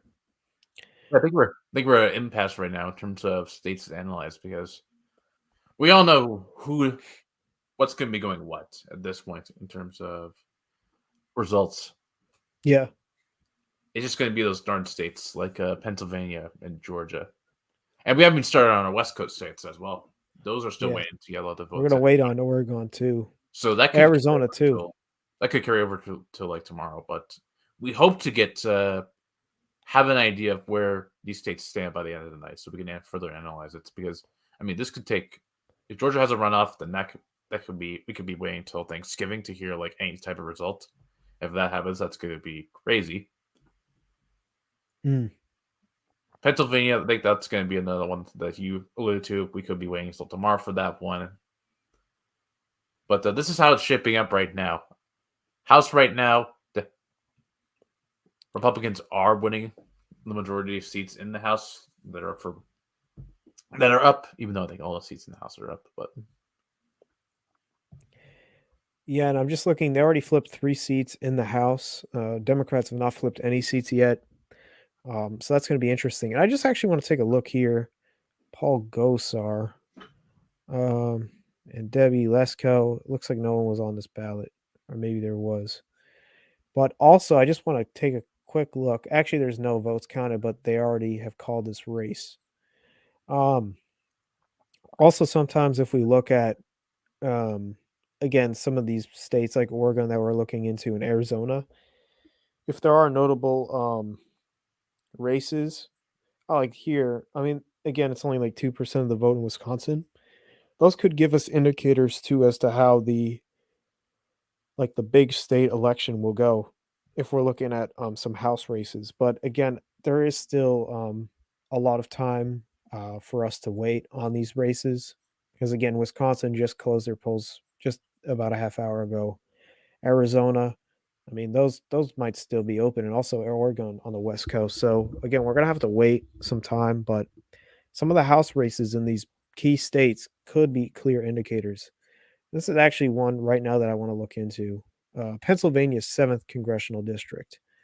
So this is right outside of 17th congressional district. This is right outside of Pittsburgh, and this could be a big. This could give us a lot of hints as to how the night will go on in Pittsburgh, with the Democrat currently leading close to 80% of the vote there in the 17th district. And also here in the 12th district too, about 70% for the Democrat, 37% in. So these are big Democratic areas. And if these numbers are going to look like this is telltale signs that Fetterman could edge out Oz in the state of Pennsylvania if he's able to get close to 80% of the vote. Only 30%, 37% already counted, but still, we're going to have to wait on those. But these could be clear indicators here. Look at a couple other ones because 7th congressional district. This is where King of Prussia is. 62% of the vote, or actually no, 16% of the vote already counted. 62% right now for the incumbent Susan Wild in the 7th district for Pennsylvania. And in Pennsylvania's 1st district right now, 11% of the vote is already counted. Close to 70% of the vote is for the Democrat right now. So these are also some races to take a look at that could indicate that. Let's go to the governor's race real quick. We just had a quick update in Massachusetts with Maura Healey flipping the governor's race. This was expected. Healey was the favored with 538. And Maura Healey, the former attorney general of Massachusetts, is now going to be the next governor and first openly gay governor of the state of Massachusetts as well. So that is big news for the Bay State. And also, the governor, Jared Polis, has won the governorship in Colorado. So that's also something to take a look at as well. Let's take a quick look at Ohio again. Close to 50% of the vote is in, and Vance has taken the lead in the state of Ohio right now. Vance has about 50.3% of the vote for Vance, with just about 50% in now that is reported. And again, it's going to come down to these big counties: Summit County, Cuyahoga County, Trumbull County, and also here down in the south, Montgomery County, Franklin County, and also in Hamilton County. And these are going to be the counties where we're going to see that suburban vote playing a big factor in who wins the Senate race here in Ohio. Yeah, we always talk about the blue mirage now. Now these seats are getting more and more red. Yeah, the blue mirage. And also, like, I've seen on Twitter that they also use the blue tsunami instead of the blue wave. I mean, we heard 4 years ago the blue wave was the big thing. And With now the it's big like, cool trend. yeah, red mirage or it's the blue mirage. So, or the tsunami. Tsunami's also been one that they use. Jeez, what? Can they just come up with a different name for this? I swear. Let's see here. Kai's throwing it in his comedy. If Fairman wins, maybe we'll have a President as a senator. I mean, a President. I mean, a President already does sound like a stroke victim. So, at times, he did get his car back though. Let's see No here. Prez. No Prez. Kai, what are your thoughts? What's it gonna lean? Also, what are with the whatever kids doing? We gotta see. We gotta see. You gotta tell them to get up. Yeah, to all those who are watching right now, feel free to use the live chat to interact with us. Tell us what your thoughts are so far, and also let us know what some of your predictions are for later on in the Kai, night. type it in the comments. This is our stream tonight.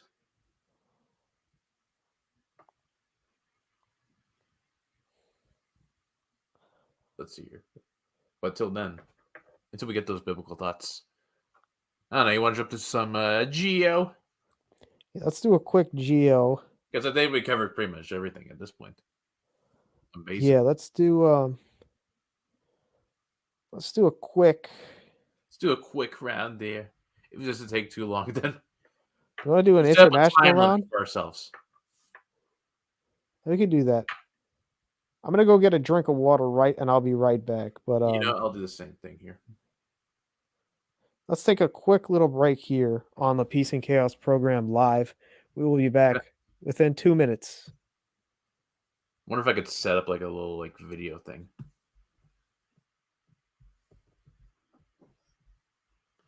Hold on, real quick. I'm gonna use the power of Canva to create something. I'm just gonna take a free template. This is all live on the air. By the way, hit me up in the chat over here. I'll post a question right here. So Kai says he thinks everything's gonna go red. How's the Senate will turn red? Any individual seats you want to set over here? What are your thoughts on I think a couple big ones are gonna be. I'm not sure how much you've been following the election over there, but I think Georgia's gonna be a big one with Mr. Walker and his allegations over there, and obviously you got Fetterman, as you alluded to. You think Pennsylvania is going to be a big, big one for sure. And also, we're still waiting on our West Coast races.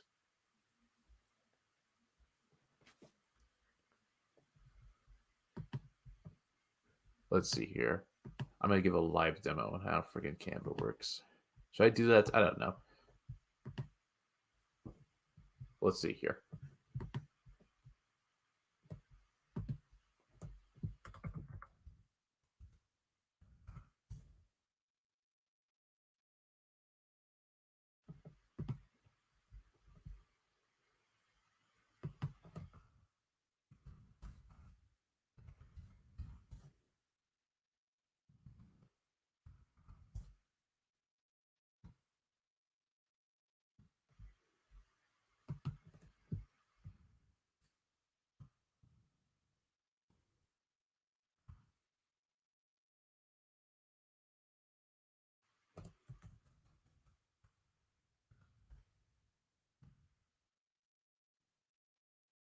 Let's see here. West Coast is obviously will win. I don't know. Let's see. Oregon's governor race is going to be big. The California chapter of the world will burn. There will be chaos, as the Philadelphia Phillies once said, or one man named Urinane Tree once said. You have 5 years here. This is pretty beast. But DJ Aceman is taking a water break right here. So and I should be doing the same. But you know what? No, it's not going to happen. Whatever. Twitch email overlay. Twitch overlay. What? Let's hear. You back? Yes. All right. Now let me get my water. All I didn't get righty. the Twitch overlay. No, I didn't. I don't know how Canva works.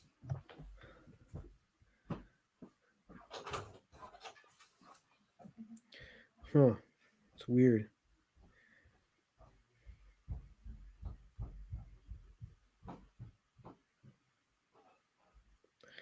Alrighty. So we're going to do some GeoGuessr here. It's going to come up in just one sec, but Kai has been chatting. It says West Coast is kind of obvious who will win. The day California turns red, the world will burn. It's a funny one. And there will be chaos. I like that one. That's creativity. That is creativity. For those just joining us or those just tuning on right now, it is 9:30, just over 9:30 a.m. PM East Coast. And we're just keeping an eye on some of the Senate races, governor races, and congressional races in the House. We're going to take a quick break with that, and we're going to go now to GeoGuessr because right now we're just running through some of the races. Already some races have been called, but we are going to take a little bit of a break.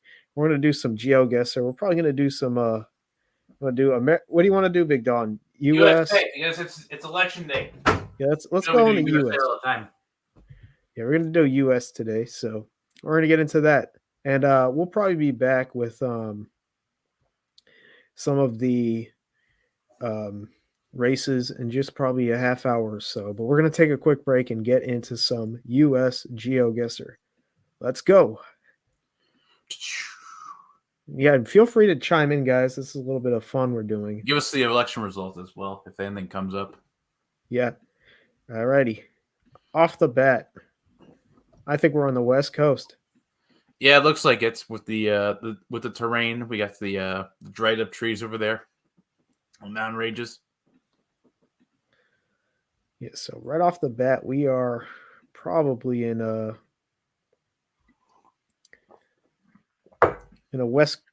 somewhere on the West Coast. It is dry though, so I'm thinking maybe Northern California. Let's see here. You got a bus. JC Bus. Now, what is this coming up? Will we at a state park or something? I hope not. Because I wouldn't know where this is. By the way, I'm gonna have Twitter open. Is that Donald Trump Jr.? He's tweeted bloodbath. Oh boy.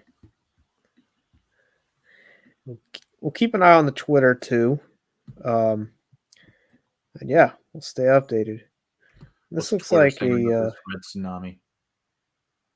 7308, 7314, 7314. These are some of probably like the addresses of some of these residencies, I assume, on this road. All right, we got a sign. Slow vehicles must turn out. All right, that's not going to help us. Like the big signs I'm looking at are like town names, what this route is called. This one is Rock Slide Area. By the way, yeah. For the sake of time here, should I give ourselves a time limit for? Yeah, I think we can actually do a time limit here. Let me check. Options. No. Okay. All right. Let's just do a time limit. Let's do 2 minutes per round. I'll do 5 minutes because I'm not going to get this in 2 minutes. Okay. All right, 5 minutes starting now. Okay. I did 5:30, but okay. All right, no problem. Okay, so right off the bat, I am thinking West Coast, but I don't know exactly where. We have a sign right here. Again, it's these slow vehicles. But it did say rock slides, and I know that is something that a lot of more of the rocky some Rocky Mountains deal with that. Also, if you live in the Cascade Mountains in the Northwest, you deal with that too. So um, I'm thinking either Northern California, Oregon, maybe Washington State as well, Yeah, Nevada maybe even, Washington Street. Northern Nevada, maybe even Utah too. Thinking that area, but it looks like we're not going to get too far into a city or something, so we may just have to rely on a guess. Hope. What are your thoughts, Don? I'm thinking Colorado, Utah, Yeah. maybe. I mean, Northern California could also be an option. Okay. I'll It follow looks a this little road. dry, so I'm thinking Northern California. Yeah, Northern Cal. Yeah, especially with Yeah, the mudslides that they deal with. the drought. California, we are in California. Okay, so we were right. Yep. Okay, so we have 3 minutes, 43 seconds left. We're looking at California 140. There's 89, 140. 395, 70 here. Oh dear, let's check the chat over here. Maybe even Inland Empire, I'm thinking. So down Maybe. farther south. That's Sonora. That's 395. We're looking at 140. Kai, where's 140? This is not cheating. No, we said everyone can use the. That's 40 here. Yep. So it's probably So it off might of be an that. offshoot. Could this be in the Inland Empire? The IE? The Let's IE. see. The IE.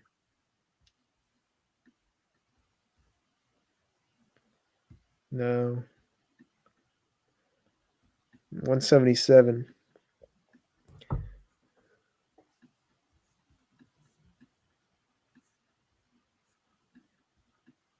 You're at the border. Yeah. I think we're When going I head back, down. I head up here, central area.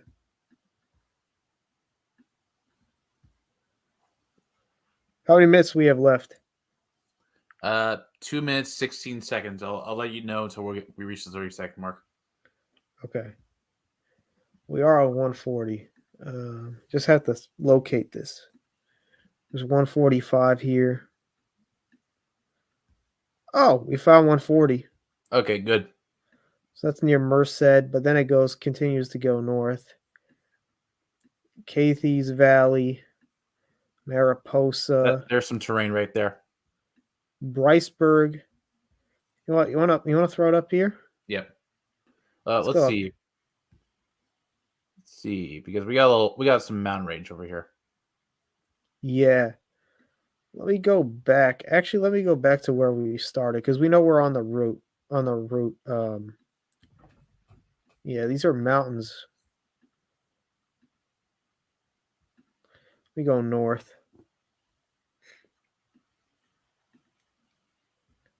And yeah, let me see. Oh.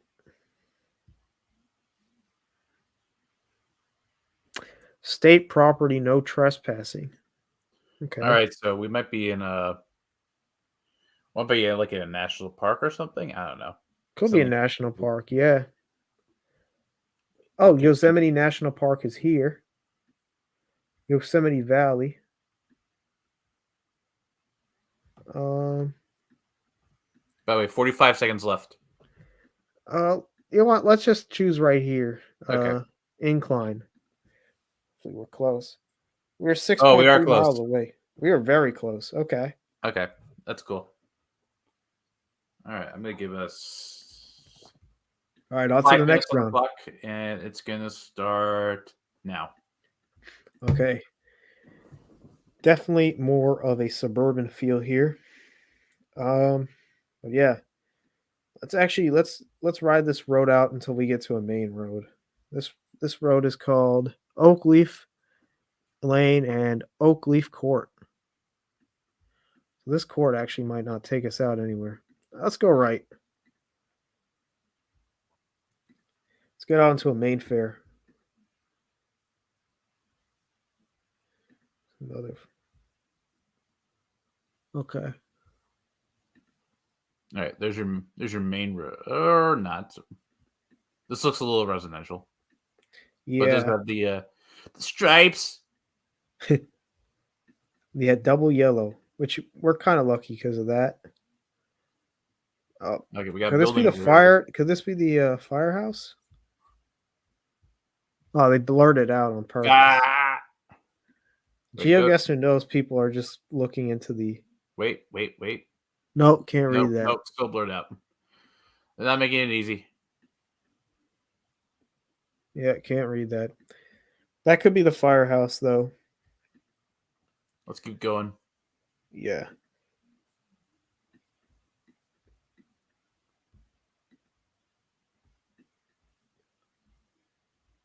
Ugh, No, they're not making it easy. they're not making it easy. By the way, for all the people that are like, what the hell are they playing GeoGuessr for? We're bored. Yeah, we're kind of waiting it out. Okay, this is actually different. It looks like Google when they did this. Yeah, this is 2022. They did this one, so. Nope, still blurred. All right, that's how we're going to play. Okay. I'm thinking that this double yellow line could lead us out to a major highway. And if that's the case, this will help us out tenfold. But yeah, again, all the people that are just tuning in, tuning out, we are currently just, we kind of ran through some of the races already. So we're just taking a look at playing a quick GeoGuessr game. All right, so that's his Parkwood. That's the Parkwood Drive. Okay, 12th Road. Now over here, I think it says South 13. Does that say the state that we're in? Let's see. Minnesota. Minnesota. Wow. So Let's go on this road here, Minnesota. I'll give you a clock check. You're almost at the 2-minute warning. Okay. South 13. Right. South 13 in Minnesota. Yeah, let's go on this road to see if we can get a highway destination. And then from there, we'll go back to Park Court or whatever it was called. That's good that we got out onto the highway.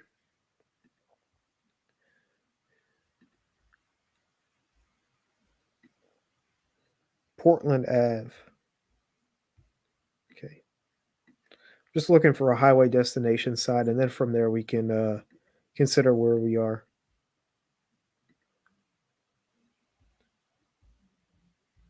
Portland Avenue. Yeah, this is like you're on main highway, so Nah. I think we just look at the map here. Yeah, let's go. Let's look at a map. How many minutes do we have left? We're almost Or at how 1 much? minute. Okay. So we're looking for a highway 13.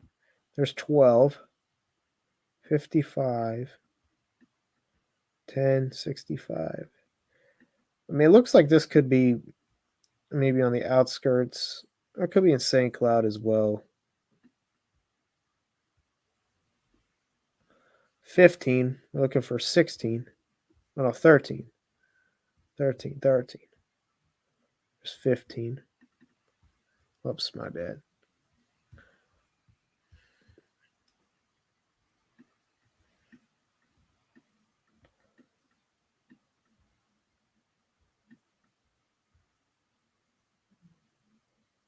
Let me give you an extra 30 seconds because. Oh, we found 13. Okay. I'm gonna give. Okay. Goes all the way up. You got 30 seconds left. Okay. I'm going to go south on this one. I'm going to go farther south. And 15 seconds. I'm going to say just plop it anywhere. I'll throw it like right here. 5, Ooh. 4. 11 miles away. Okay, not bad. We're doing it. By the way, according One. to Kai over here, let's before we go into our next round, let's check. Let's see if Texas solidified their governor's position.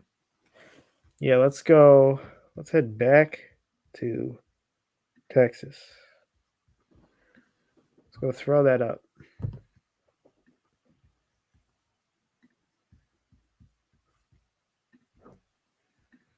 All right. Let's take a quick look at the Texas Senate race with this revamp right here from Reuters. Reuters.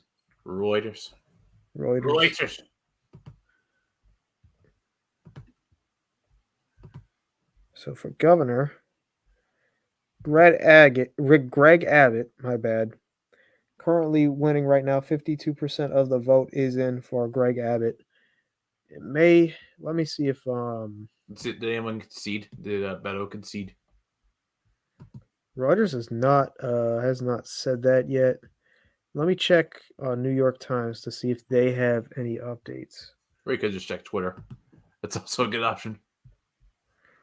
Yeah. What's going on?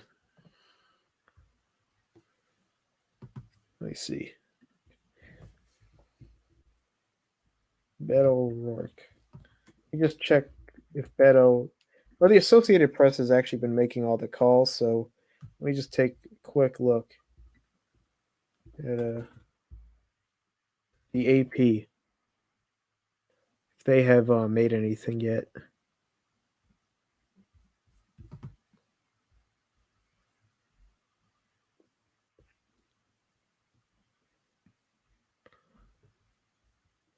Also, Sarah Huckabee Sanders, the former White House press secretary, was elected Arkansas governor tonight.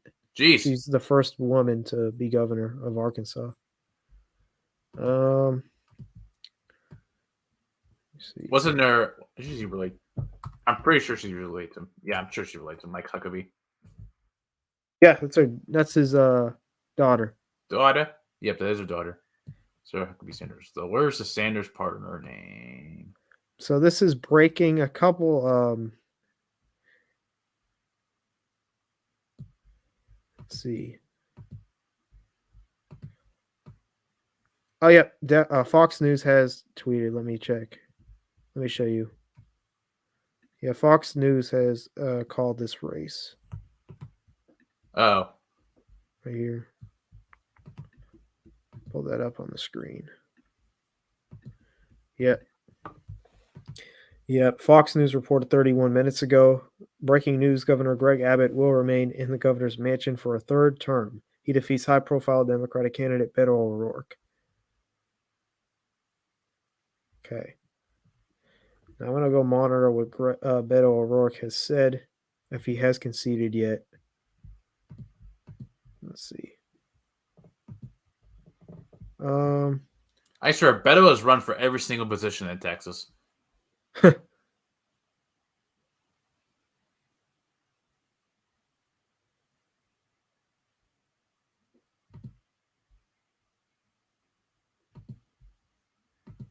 Okay. No, he hasn't conceded yet, it looks like. But it was just called recently. So keep an eye on that. But big ups, Kai, for giving us the update. And let's go back to GeoGuessr. So we're on round 3. All right. Okay. So it looks Your like fall 5 hit. minutes starts now. Okay. So this area looks like it has been, it looks like it might be in the north or in the Midwest with the foliage. Foliage. The leaves have changed. Or they all fell on the ground, so now all these neighbors have to pick up the leaves. Oh, wait, let's hear it. Let's see the color of the license plates. Pennsylvania, I think. Yellow and blue. I thought I saw a yellow one. I thought that was a New Yorker. That could also throw me off, too. We could also be in a state where there could be a lot of people from out of state here. The Alameda and Argonne Drive.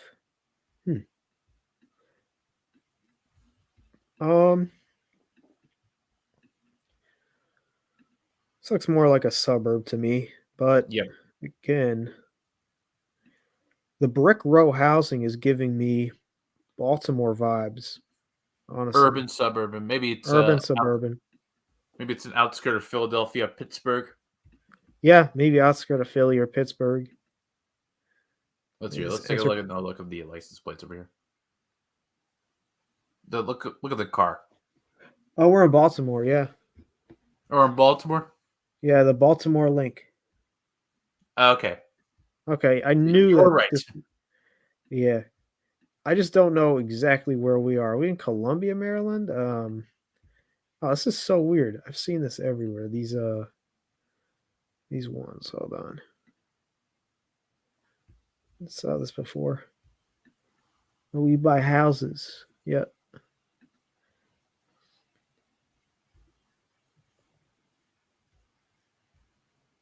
Okay. Bus stop 53. The Alameda is what that one is called. Okay.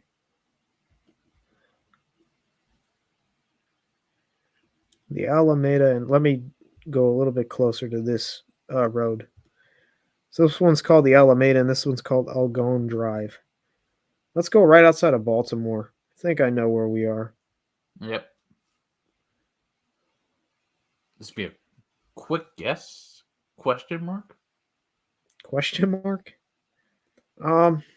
Maybe we're in No, you still got about Towson, 3 minutes left. So Parkville, Towson, Taylor F, Putty Hill. This looks like it could be a suburb though, or just outside the city. yeah, let's keep looking around because you do have some time.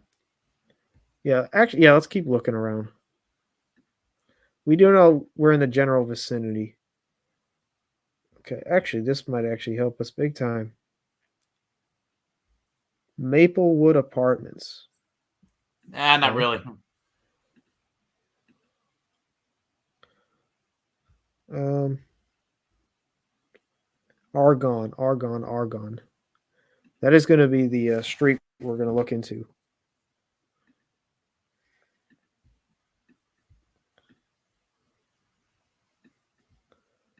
Okay. Oh, actually, go back. There's a sign here. Mayflower Apartments. Okay. It's apartments.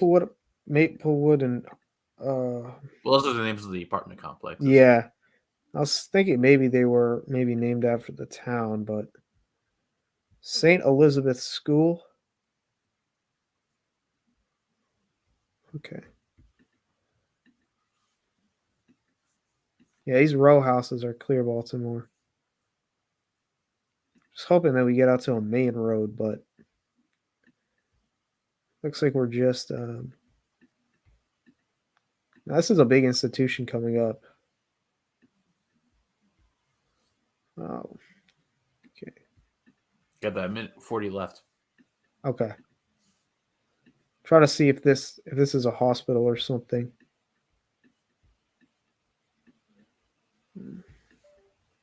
Meh. Yeah. Nah. We'll go this way.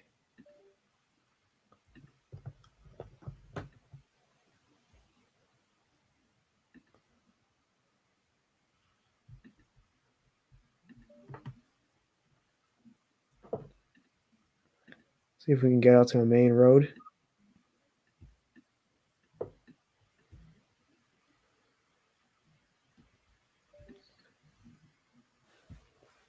Blessed Sacrament Church.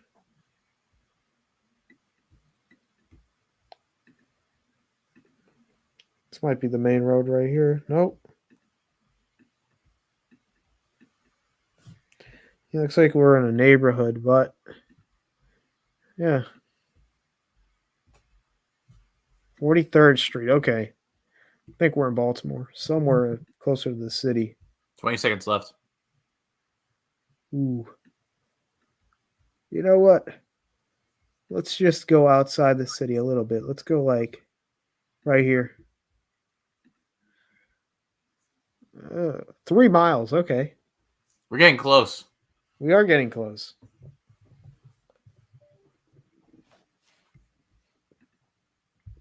All right, on to the next one.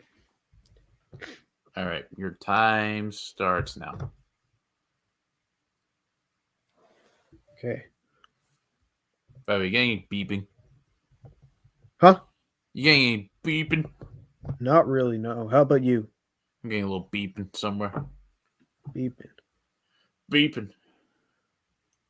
That's Texas it. A&M. Wait, go back to where Texas A&M. Right Go back to here. that time. Health and Science Center. Okay, so we're in College Aggieville. Station, right? Yep, College Station. It's right in here.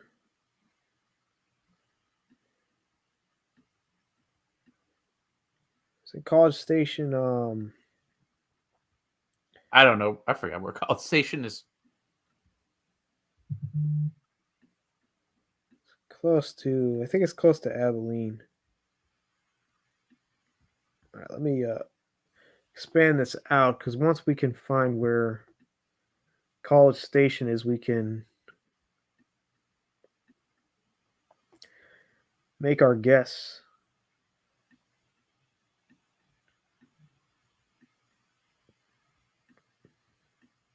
Nope. I think it's right between. It's gotta be so. It's close to Waco, which is where Baylor is.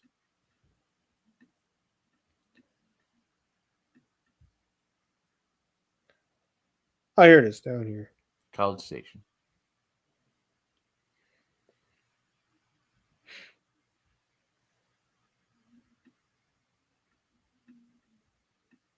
And we are looking for the health center. Actually, go back to the original location. I just want to see where.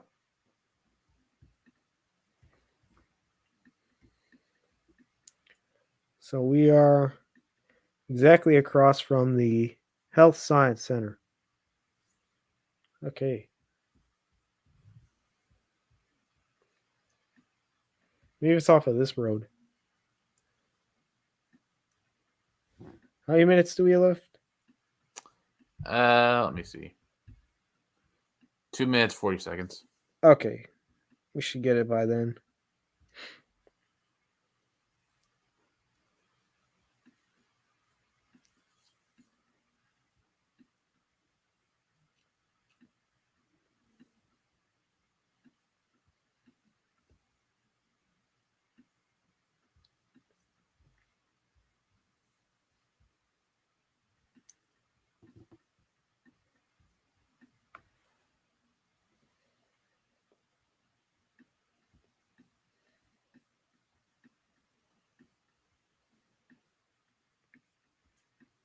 Two minutes.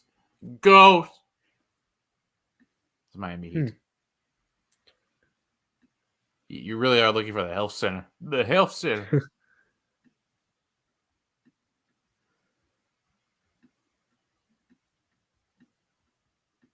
You know what? I'm gonna just go down the road really quickly Okay.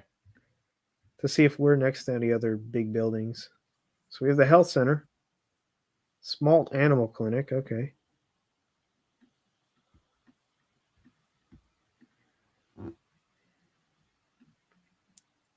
What is going on? I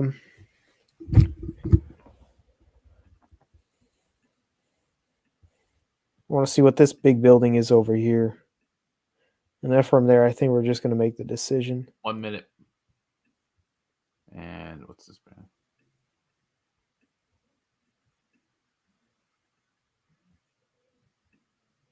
I cannot tell you what that is. We've got. School of Public Health. Okay, that'll be our other clue. I think we're close to it.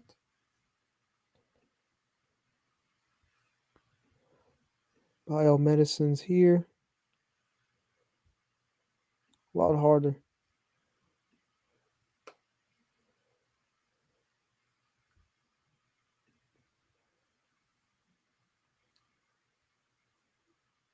Hmm. 10 seconds. 9, 8, 7, 6, We'll go right 5, here. 4. Ouch. Damn, that's like a mile from there to there. Nope, on that. Okay, cool. Last round. Oh, geez, we're in an urban area. Okay, timer starts now. Blue Man Group. I think we're in Vegas. I think so too. Auntie Auntie Annie's. Anne's. Minions. Either we're at. It could be a Universal. Yeah, this could Kind be of does look like Universal. Universal. I don't know. It does look like Universal, yeah. Let's see here. Bread box. Munchies. Moe's. I'm trying to remember from my last experience about over a month ago. I went to Universal. We have some palm trees over there. Huh. Could this be? I think once we see like what roller coasters or other attractions they have, it'll probably be easier for us to look Yeah, to where make a they decision sign it. then. Oh, we got a Hard Rock Cafe. Okay. This could be Universal Studios. We can't go past there. Yep, Universal Orlando. Cool. Yep. Cool. All right. Okay.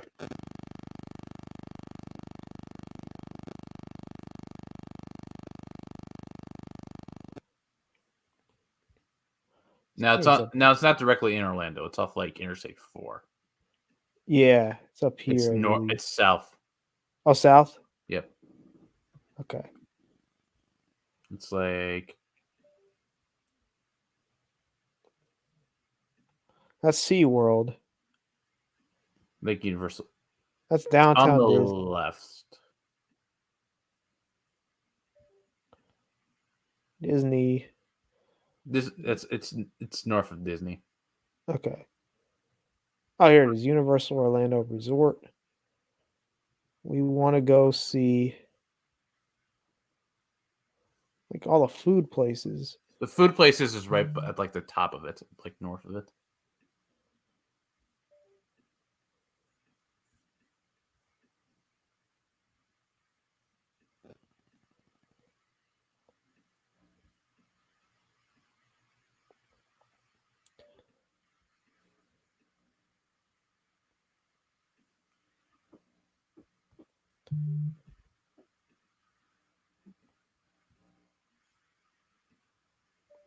So this is like Universal sign is here. Huh.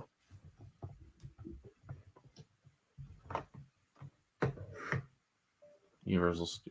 That might be the exit.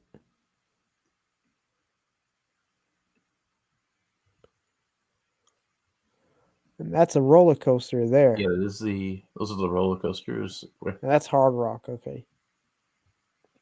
So where's the entrance? Right here, I think. That's the Wizarding World of Harry Potter. Might be where Hogwarts is. The Simpsons rides. Actually, go down. Yeah. Hollywood. Yeah, I think we're right by Hollywood. These are Universal Studios, Florida. Despicable Me. Yeah, I remember we saw those. Oh yeah, we're probably right here. Yeah, probably. That's what I'm guessing. 97 yards. We were 1 point away from perfect score. Okay. Let's view the summary. That was a good round for 5 minutes. We're in California, then went up to Minnesota, down to Baltimore, Maryland. 4, we were in College, Texas at A&M, and our 5th one was over in Universal Studios, Orlando. That was a lot of fun. Want to do one more time, or what do you want to do? Let's go back to the poll. Yeah, let's head back. To the results over here. All right. By the way, we got an update from Sloan over here. He's got the big talking points right now with the election. He said big talking points about the election. Democrats, Roe v. Wade. Republicans chose a bad time to overturn federally. Republicans, crime manly cities are laying out criminals. Early bail reform, partisan economy. Duh. I must say that was a beast analysis. That's No, I'm gonna say it's that's a biblical. that was biblical.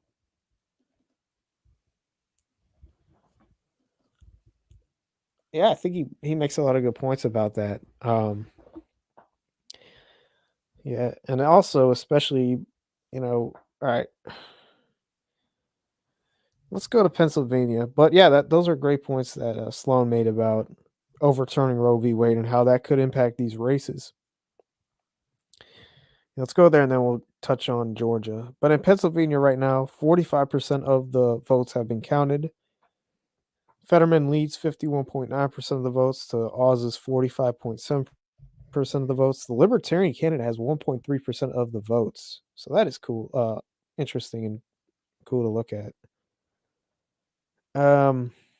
Yeah, so the 73% of the votes are now in Allegheny County. This is where Pittsburgh's in. And just about a percentage point now for Eric Gerhardt, the Libertarian candidate. So that could be significant for Oz down the stretch if he loses this race. 1.2% for the third party candidate in Dauphin County. This is in Harrisburg, the capital. And then these are some of the counties that we're really going to look at. Monroe County right now, 20% of the vote in. Oz is currently leading. Also, Northampton County right now, Fetterman is leading. 64% there is in. Leahy County, Lehigh County, also 41% of the vote in, with Fetterman leading. And then Bucks County, Montgomery County, Philadelphia County. These three counties are going to be big for Fetterman to carry. And right now, he is enjoying a big lead with just about 30% in Philadelphia County, 32% in Montgomery County, and in Bucks County, only 13% in. So again, they're going to say that it's going to take a long time in the greater Philadelphia area. So we're going to keep an eye on that. But right now, the indicator here in Pittsburgh is very significant for Fetterman to win this. So yeah, this is going to be big down the stretch here in Pennsylvania. Again, only about 45% of the vote is in, and it's going to take a while in eastern Pennsylvania, so we're just going to have to wait on that.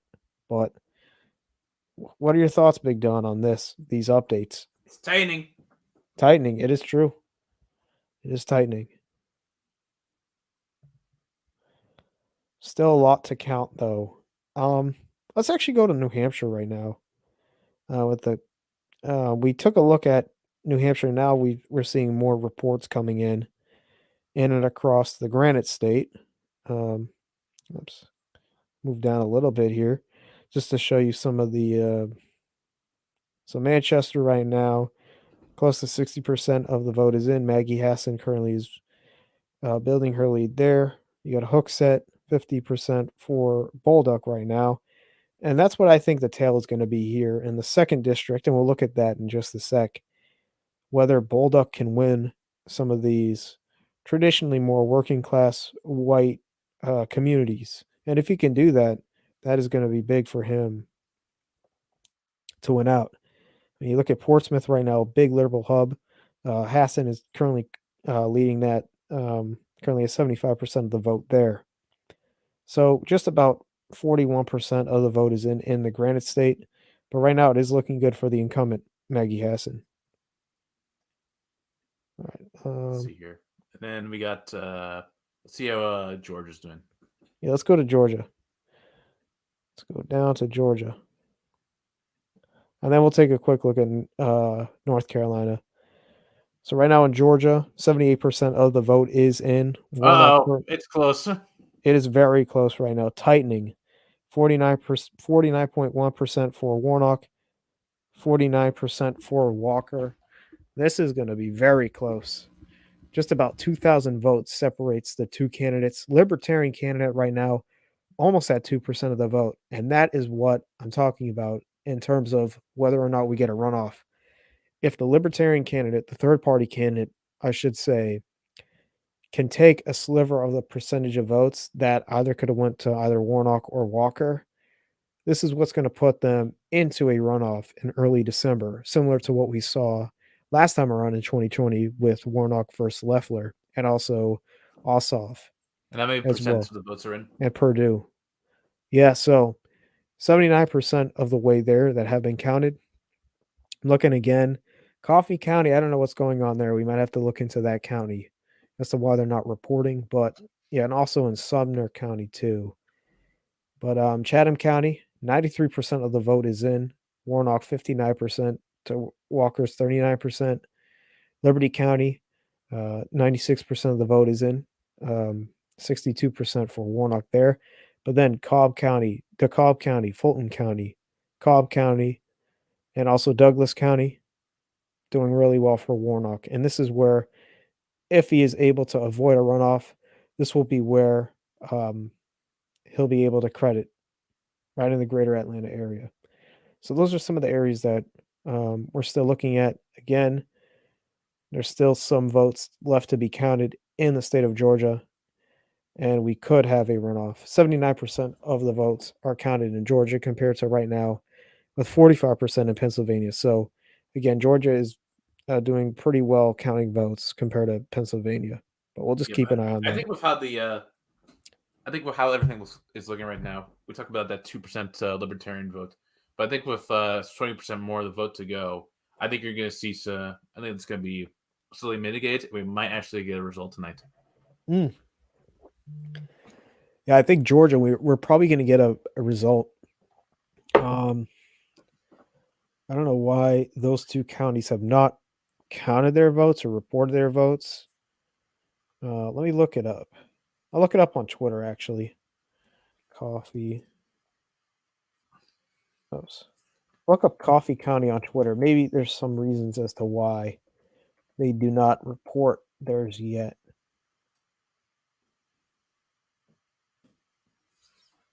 Or any reason as to why Coffee County, Georgia is not reporting. What the? What the?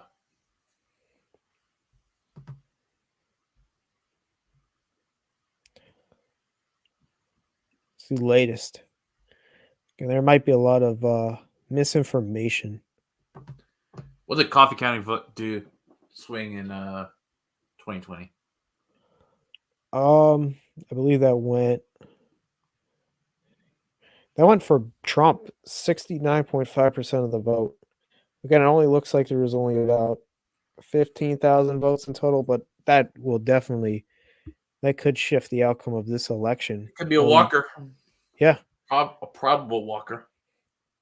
Yeah, I don't know if there's any legal issues here, though. I saw a couple things about saw a couple things there. And then also Stevens County and Banks County, we have no reports there either. Let me see if the AP is reporting on this. Let's go back to all states again. Oh wow, so Walker actually okay, this has not been updated. My bad. So it looks like the Associated Press. Let's go back to the Senate. Okay. By the way, you want me to do our G check-in? Yeah, let's go check in with him. G check-in.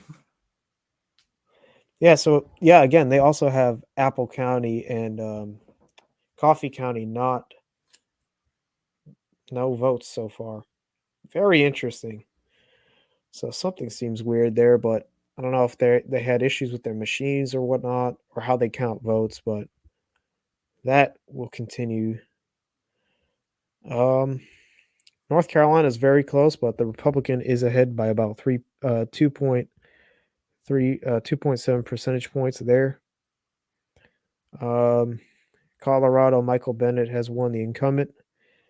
And right now in Arizona, this is going to be an interesting one to look at. 41% of the vote is in Arizona. The incumbent Mark Kelly is leading. 56.4% so far compared to Masters is 41.3%. Libertarian candidate does have 2.3 percentage points too, so And that's that could be considering the something. fact that Masters is pretty libertarian himself. So that will be interesting. You know what? Let's go over to the governor's Yeah, I race. think the governor's race is going to be a little bit more interesting in Arizona. So Hobbs is currently leading Carrie Lake right now as well. Yeah, keep in mind this is we said this during the beginning of the stream, but they do count in mail-in ballots first before. Yep. So that could be maybe the mail-in ballots already came in because now it looks like we're just looking at 60% of votes now left to be counted. I'm looking at Maricopa County because of how contentious it was in 2016 and 2020. And right now, we just have about half of the votes counted so far, with Hobbs leading by about 17 points. But as you mentioned, they do count votes that are mail in first, and mail ins tend to skew more for Democrats. So we'll wait and see for what happens with daytime voting today. But that's interesting to take a look at. I believe, yep, Mike DeWine won his governorship race. Chris Sununu, Phil Scott, and Maura Healey also won today. Ron DeSantis won, Bill Lee. Sarah Huckabee Sanders also won in Arkansas. Okay. So far, in the House, Republicans have been able to flip 4 seats so far. Governorship races, Republicans have lost 2 states, but these 2 states were both states that were blue. I know Westmore, he flipped that. That used to be a Republican with Larry Hogan. And in Massachusetts, also a blue state, Maura Healey was able to flip that state um, from the Republicans. Let's see. Let's check on New York. Yeah, let's go check on New York right now. So right We might have now, some updates with my congressional race. we have Actually, 31% of the vote in New York. Hochul, 65% for Hochul right now, 34% for Zeldin, 32% of the vote is in. Let's go check out some of the counties that you were mentioning earlier on as to. I want to see let's see the congressional race between Mr. Sean Patrick Maloney and Oh, Mike yeah. Lawler. Yes, let's go see the SVP race. Sean Patrick. For Sean New York Patrick. 17. All right. All right. 15% of the vote is in. And New York's 17th congressional district. Lawler is up right now, but only 15% of the vote is in. Jeez. If this flips, this is going to be an interesting show. There was I was talking about this with Luke the other night. We chatted for a little bit, and there was this crazy video about him that's not being pulled up in attack ads against Mr. Lawler, in which he approved of a video that pretty much went after the Jewish community in Rockland County, and it came off as anti-Semitic. It didn't explicitly say anything anti-Semitic, but at the same time, it was weird. It was made very weirdly. So, Wait, who is this? this was the Rockland County. Some organization with the Rockland County GOP. Well, no, but which candidate appeared to Mr. be Lawler. anti-Semitic? Mike Lawler. Okay.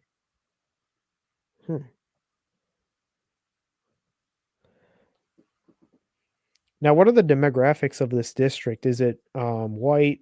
Is it You have a lot minority? of Diverse? you have a lot of New York suburbs, so it's pretty white. Okay. On the outskirts of it, more like Rockland to Putnam County, you have more rural places, even though they're still kind of suburban. You also have some cities. I'm not sure if White Plains falls into it. White Plains may be more southern. Let's see here. Go down. Let's see what that's congressional district. New York 16th. That would be New Rochelle, right? New Rochelle? Yeah, that'd be New Rochelle, Rye, all those places. Okay. And then, of course, you have all New York. AOC, big one for her. Richie Torres, big win. Jerry Nadler, also big win. And Nicole Malakatokis, big win. So yeah, all the incumbents have won across New York City.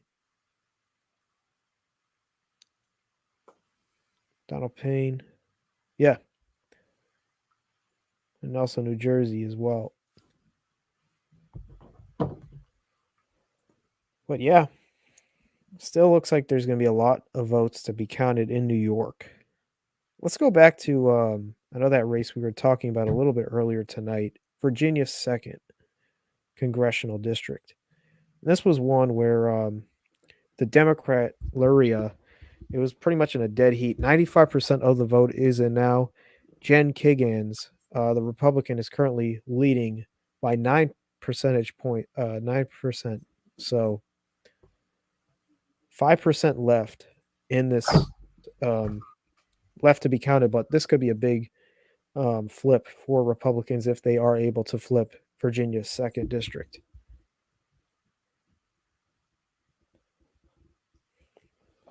Huge flip right there.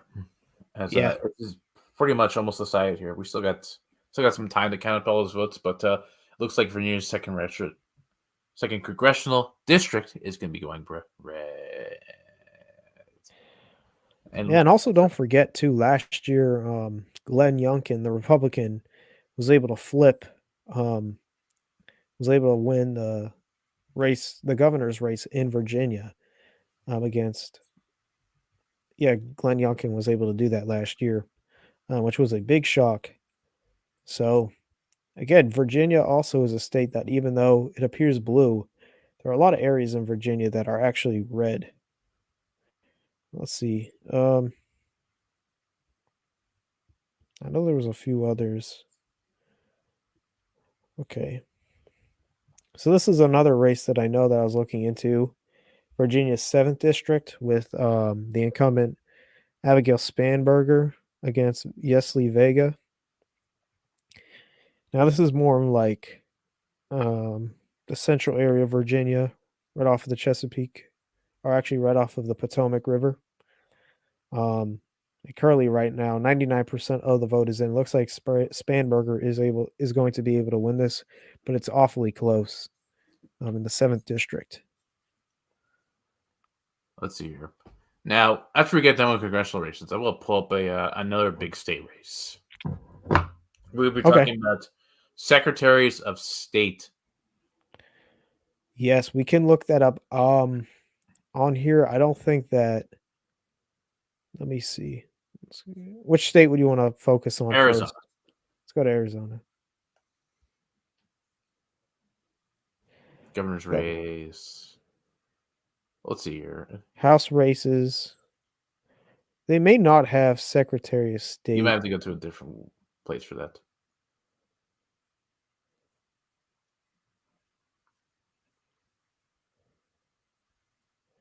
Yeah, let me go. Stop. Amazing. Yeah, they usually don't look at Secretary of State races.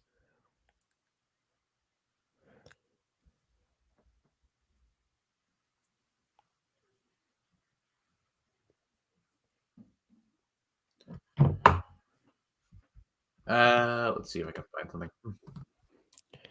Let's look at Arizona.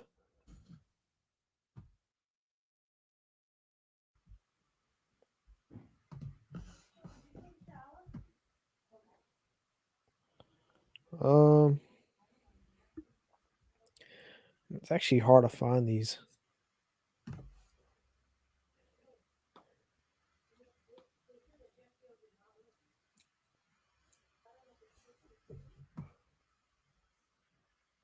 Arizona.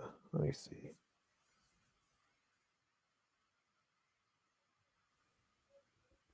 By the way, one race I want to bring up to you is Colorado's 3rd congressional district. Okay. So we want to look at that. That's Lauren Boebert. That's Lauren Boebert's district. I was just checking Twitter over there. So I'm on ArizonaCentral.com right now, and it has Arizona Secretary of State Democrat Adrian Fontes jumps out to early lead over Republican Mark Fincham. So this is the race right now. Again, it looks like so right now, according to AZ Central, 38.2% of the vote is counted so far, with the Democrat Fontes leading by 57% of the vote right now. So this could be a big big one for the Democrats and the Secretary of State. But you said what was it again? California? No, not California. It's Colorado's Colorado. third congressional district. Okay, let me check this out.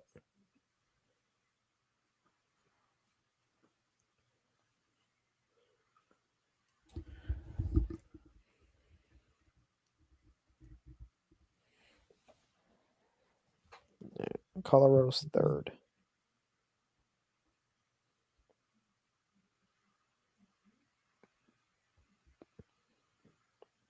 Yep. Oh there you wow. go. Wow, See, this is actually pretty big. let's do some analysis here. All right, so it looks like Adam Frisch is currently leading Lauren Boebert, the incumbent, who I would say is pretty much on the far right. Um, she's very she's definitely far right on the Yep. conservative spectrum. Currently, he's leading her by about 5 percentage points. I want to go back to 2020 though, and I'm actually gonna. Oh, one sec. Did not share. Yeah, I'm gonna share the entire window. All right, let's go back to 2020, and let's go to Colorado, and I want to see how they voted because I know that although Trump is not Boebert, I do want to see how Colorado. So this is her district here in the West. So it seems like right now, um, she's unable to win in this Garfield County, which was very close. Also, Rio Blanco right now. I mean, these are very small counties, although Mesa, not really. And it seems like right now she might be struggling to get that vote in the Yep. West. But also, she has to deal with some conservative. I mean, some suburbs outside of Pueblo. It looks like as well. So this might be where the trouble is coming in. Yeah, you see here in Saguache County and also in Gunnison County, um, Ouray County, San Miguel, La Plata, San Juan, and Costilla all are counties that Biden was able to win. And that was how he was able to pick up a state like Colorado, which actually the last time it went red was actually in 2000 with President Bush. So it has been a while for Colorado to go red, although there are a lot of red areas in the state of Colorado. The Denver area is a big area that Democrats do extremely well in. So it seems like for Boebert to turn things around, she's going to have to gain more votes in Garfield and Rio Blanco. And I'm just taking a look at where we currently are. Again, 71% of the vote is in there. So I don't know how they collect or count votes, but right now, Boebert should probably be getting a little bit worried to see maybe she may have lost some voters that voted for her 2 years ago. Yeah, that could be a major flip right now, because as we last reported, Democrats have not taken any House seats yet, but it seems that people in Colorado have gotten a little bit antsy with Lauren Boebert, Mhm. which is interesting because I think Lauren Boebert kind of qualifies as one of these sort of celebrity, Mhm. sort of Congress people that are trying to make a name for themselves, or Yeah. only using that sort of their platform as a congressperson to garner up sort of their support for their cause. Yeah, it definitely has shown that she has become really well known. She's kind of like Marjorie Taylor Greene in a way too. The way that they both are kind of more outspoken in the spotlight a lot. Um, more younger too. and that kind of helps them in a way. Um, but it also may hurt them too, especially with some of their electorate who may be more moderate, who may only agree with them maybe on some of the bigger picture policies, but not on the character piece or whatnot. And that might be also why Frisch, the Democratic challenger, is currently leading. So we'll keep an eye on that. Still about 29% of the vote still to be counted in Colorado, but that would be a big swing for the Democrats.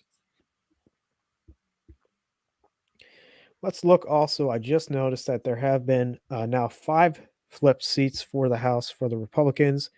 Just announced Andy Ogles, the Republican challenger, wins the House race in Tennessee's 5th congressional district, flipping the seat.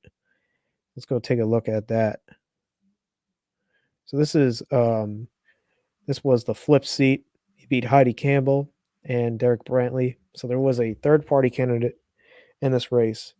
This is right outside of Nashville. So discussing the suburban vote, this was huge for Ogles to win this district, which was blue. And it shows you that even though some candidates are struggling in the suburbs, other candidates are doing extremely well. And Ogles was one of them so far. 85% of the vote.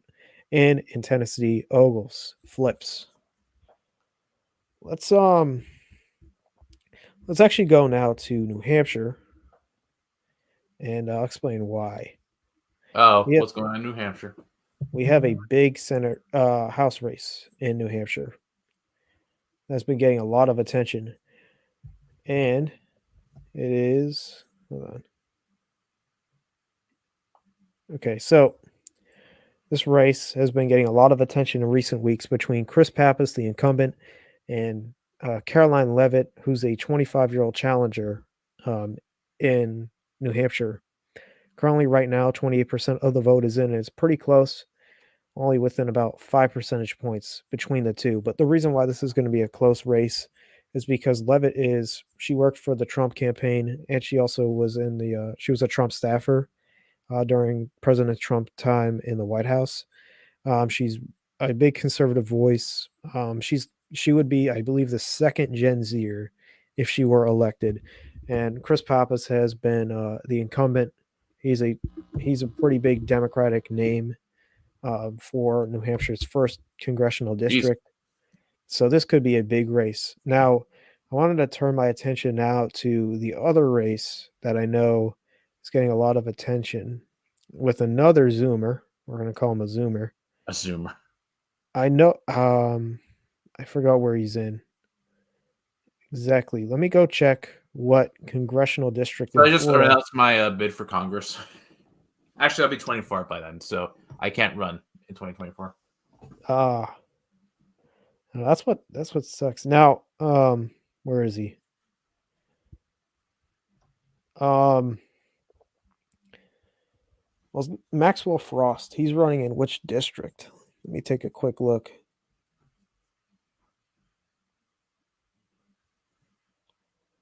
Oops.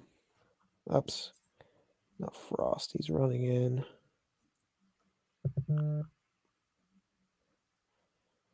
He's running in. Yep, he actually won a seat. 10th congressional district. Which is must be right here. Where is it? Oh, here it is. So yeah, this is right outside of it looks like Orlando. Yep. Yeah, Maxwell Frost was able to win his seat, becoming the first Gen Z member of Congress. This was 2 hours ago. So Jeez. if Leavitt wins, if she pulls off the upset in New Hampshire, in New Hampshire's 1st congressional district, she will become the second Gen Z member, and they're both 25 years old. I know that Maxwell Frost is he worked, I believe, for the Bernie. He worked for the Bernie campaign in Florida, and he's been very active in politics for the past 5 to 10 years How do I get as a on his youth level? leader. So yeah, he has been gaining a lot of popularity, and he just won the race in Florida's 10th congressional district. So he is the first Gen Z member of Congress, which I think we're going to have a little discussion here about, you Generational know, views. yeah, generational representation within Congress. I think Patrick Bet David did a video on this. He did a video about how I believe it's the average age of an American is 38 years old, but Wow. the average age of a congressional leader is 60. And I know we discussed this a lot. I've even discussed this when I was in university, but um, why this is a fact and what how we can see younger people running. And I know that you could be 25 years old and run for Congress, become a congressional leader. um so with that being said, like, what do you think can entice young people to get involved in politics, um and maybe make it so that's more representative of younger people?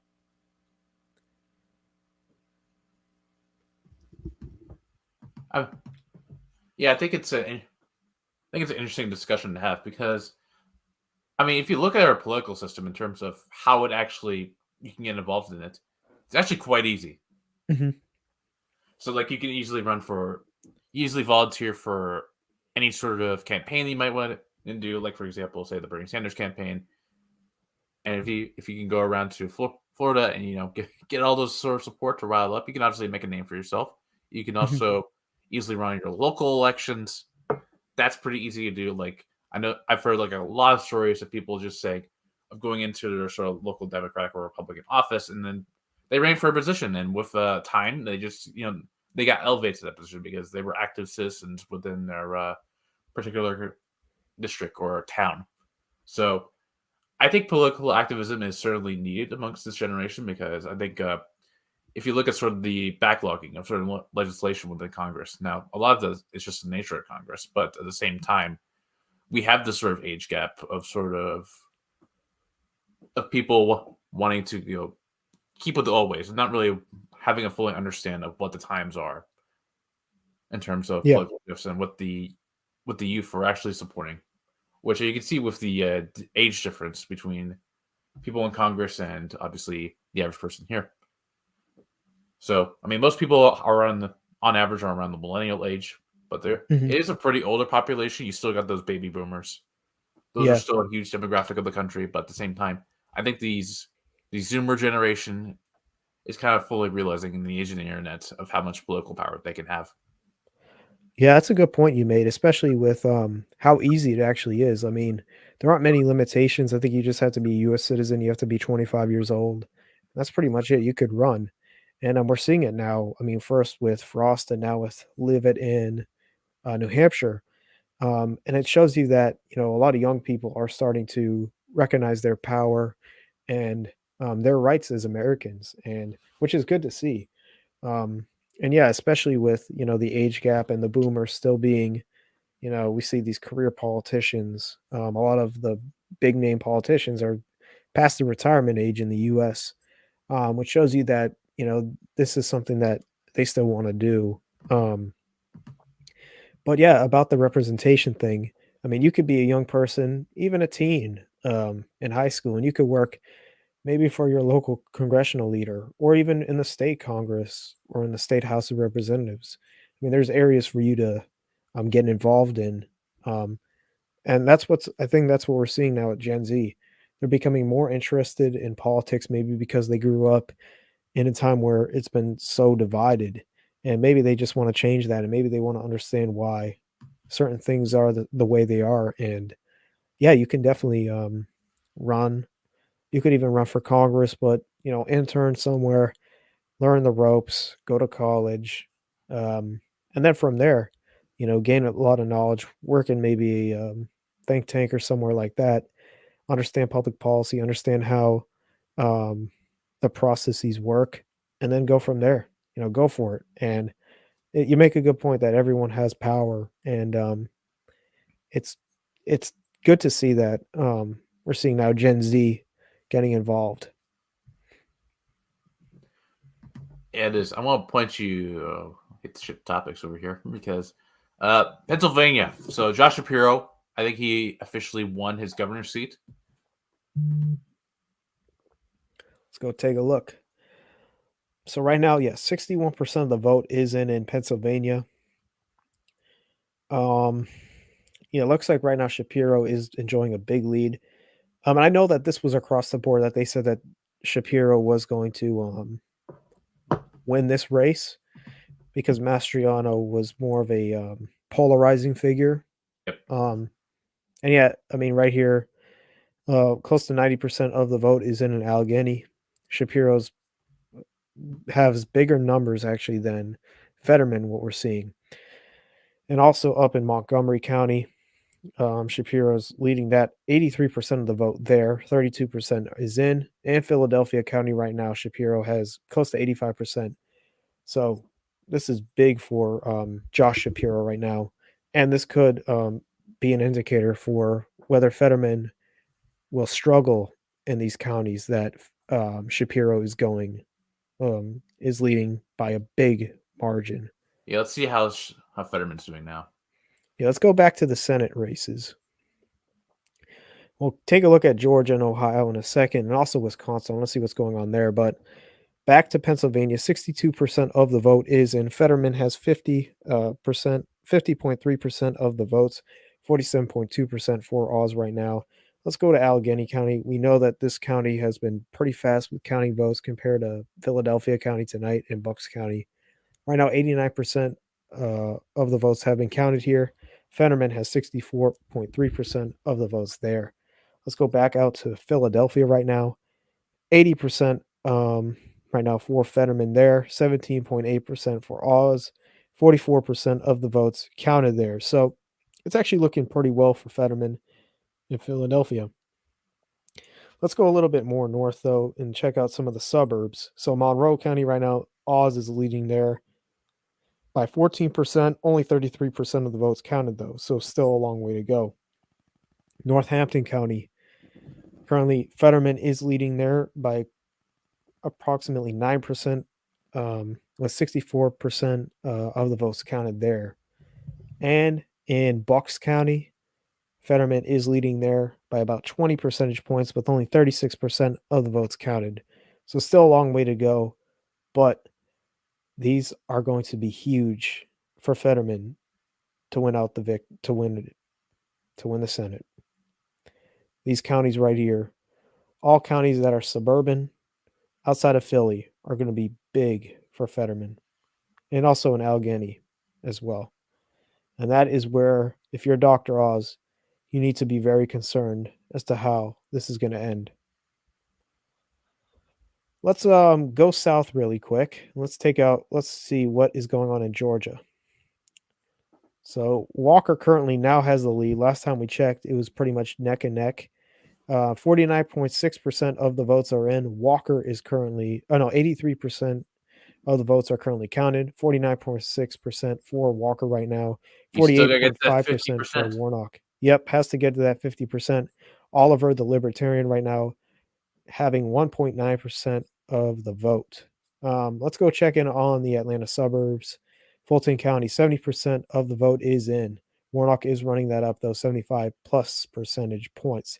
Cobb County right now, 56.5 percentage points for Warnock, the incumbent, and Douglas County right now with Warnock having 64.7% of the vote, almost to 100 there. And DeKalb County, 68 percentage points counted there. Warnock currently at 87 percentage points. This is going to be big, though. I've repeated this a lot tonight. We really have to keep an eye on these, and they're only at 70% of the votes counted.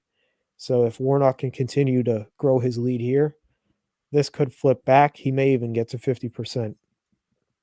So it looks like that county that we were really concerned about, Coffee, has actually started counting. And this is where Walker has been able to gain some votes there. And also now in Sumner County, still haven't expected that yet in Stevens County. So I'm assuming if there's just technical glitches, we'll probably see the tallies coming in similar to what we saw with Coffee County. Yeah, we talked about Bibb County where Macon is Currently, Warnock's leading there, and also over in Chatham County, where Savannah is, Warnock has a pretty considerable lead there. Yep. Let's see here. I'm checking the Twitters.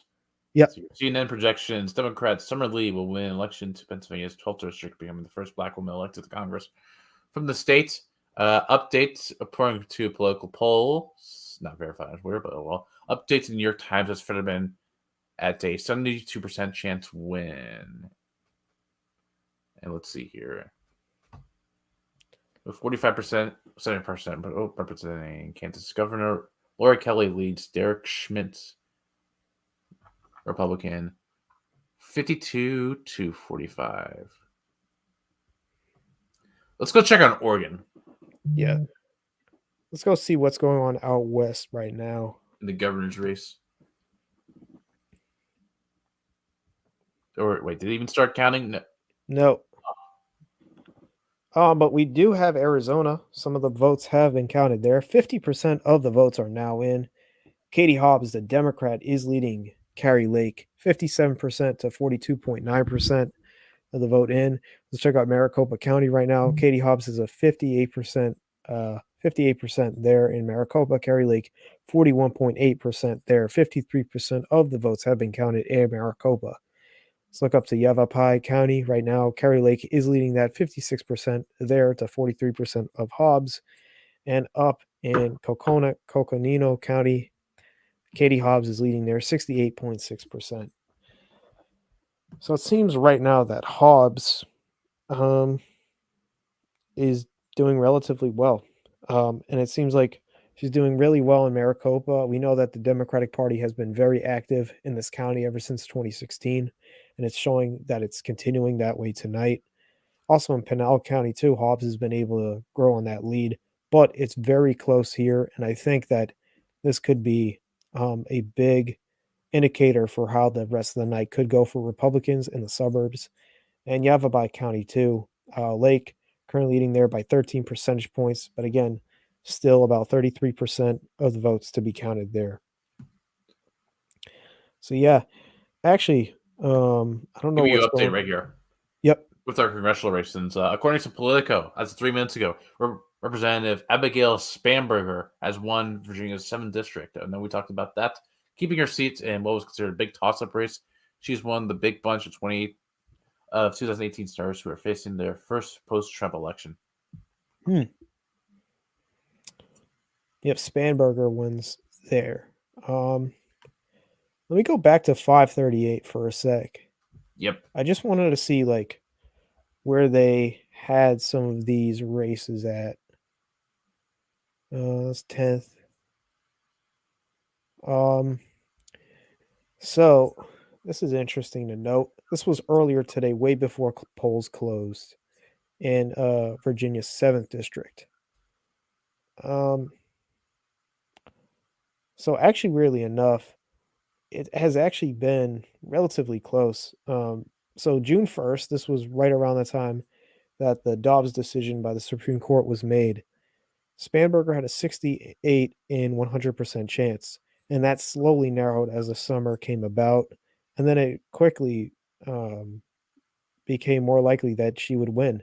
At one point in the summer, actually, it was 85 and 100%, 85 and 100 to 15 and 100, and since then it has narrowed quite a bit. And we see that they were saying 51.6% to 48.4% in the popular vote, and they're pretty darn accurate, actually, if I'm going to be honest with you. We'll take a look at where it was. Oh, we also have a big update in New Hampshire we'll get to in 1 second. But first, let me see. This was 7th district. Yeah, 51.9% to 47.9%. I think they're very accurate here. Yeah, they said 51.6%. So actually, it actually was a little bit more for the Democrat, Spanberger, the incumbent. But again, yeah, that poll was correct there in Virginia. Let's go back to the map here. Let's go to the Senate, and let's go show you what happened in New Hampshire. Did you? All right, New Hampshire time. New Hampshire. So this was just announced. Maggie Hassan, the Democrat, wins the Senate race. She's the incumbent. She currently has 55.8% of the vote there, compared to Dawn Bolduc with 42% of the vote. 48% of expected votes have been counted there. Maggie Hassan is victorious in the Granite State. Again, it seems like the Concord area was very helpful for Hassan, getting over 65% of the vote there. And also in the population hub of Portsmouth in the Seacoast, Hassan did extremely well there. Let's go back to the House race here in New Hampshire. Let's go check out what is going on there in that House race that is still particularly close. Hotly contentious. Yes. Badoo. So right now in the 1st Congressional District, Pappas is still leading Levitt right now with about 5 percentage points, by 5 points right now. In that race, only 33% of the vote has been counted, though. So we'll keep an eye on that. Let's go back to governor's races. Wait, hold up. Before we go to governor's races, let's go check my district. Oh, yeah. Let's go check it out. I gotta see. All right. New York, 17. It's a little red spack right there. Yep, 57% of the vote is now counted in New York's 17th Congressional District. Sean Patrick Maloney currently trailing right now by about 11 percentage points. 57% of the expected votes have been counted there. So still Michael Lawler is currently leading Sean Patrick Maloney. It could be an upset. Mm-hmm. Let's go back to the governor's races. Let's stay in the Empire State. So Hochul currently is leading Zeldin 60% of the vote right now to 39.2% of the vote. 49% of the vote has been counted in New York right now, but the incumbent, Kathy Hochul, currently leading there by about 20 percentage points. So this could be called in the next half hour or so. It's looking that Zeldin isn't particularly doing that well. Westchester County right now, Hochul's leading there by about 15 percentage points. Putnam County right now, Zeldin is leading there by about 20 percentage points. Nassau County, Zeldin is leading there by about 3 percentage points. Suffolk County, still nothing there yet. Orange County, Zeldin's leading. And Rockland County. Then if you look outside of Syracuse, Madison County right now, Zeldin is leading. But in Erie County, where Buffalo is and the surrounding towns, Hochul's currently leading there by about 5 percentage points. So it's looking pretty well for Hochul right now, but we'll keep on waiting out New York until that is called. I'm actually interested to see how Colorado's shaping up right now. Oh, yeah, with the 3rd Congressional District? Yeah. Still, Adam Frisch is in the lead still in Colorado. 72% of the vote is counted right now, and it is currently about 4 percentage points, 4.3 percentage points ahead of Lauren Boebert, the incumbent in Colorado. So continuing to follow this race, this would be big for Democrats to flip. I want to see how 538 actually looked at this race, and whether By or the way, we not. have a Senate call. Oh, we do? Yep, this is your first major flip right here. Republican J.D. Vance wins U.S. Senate race in Ohio. NBC News projects. Okay, it's a big win for Republicans here in the state of Ohio. Now, that currently leads us 44 seats for Republicans, 42 for Democrats. We're still waiting on 6 races that will continue throughout the night. One race that we haven't really looked at in a while is Wisconsin. Last time we checked, it was about like 4% of the way there. Now we're at 60% of the way there in the state of Wisconsin. Currently, 60% of the votes have been counted here. Milwaukee County right now. Mandela Barnes leading 33% over Ron Johnson, the incumbent. This would be big if Democrats were able to flip this. Dane County, where Madison is the capital, Mandela Barnes leading there by 55 percentage points there. We're still waiting on Green Bay, though. Still no numbers from there. No numbers from Adams County and no numbers from Juneau County. So some counties in Wisconsin have not started to bring in the votes yet. So we'll wait and see there.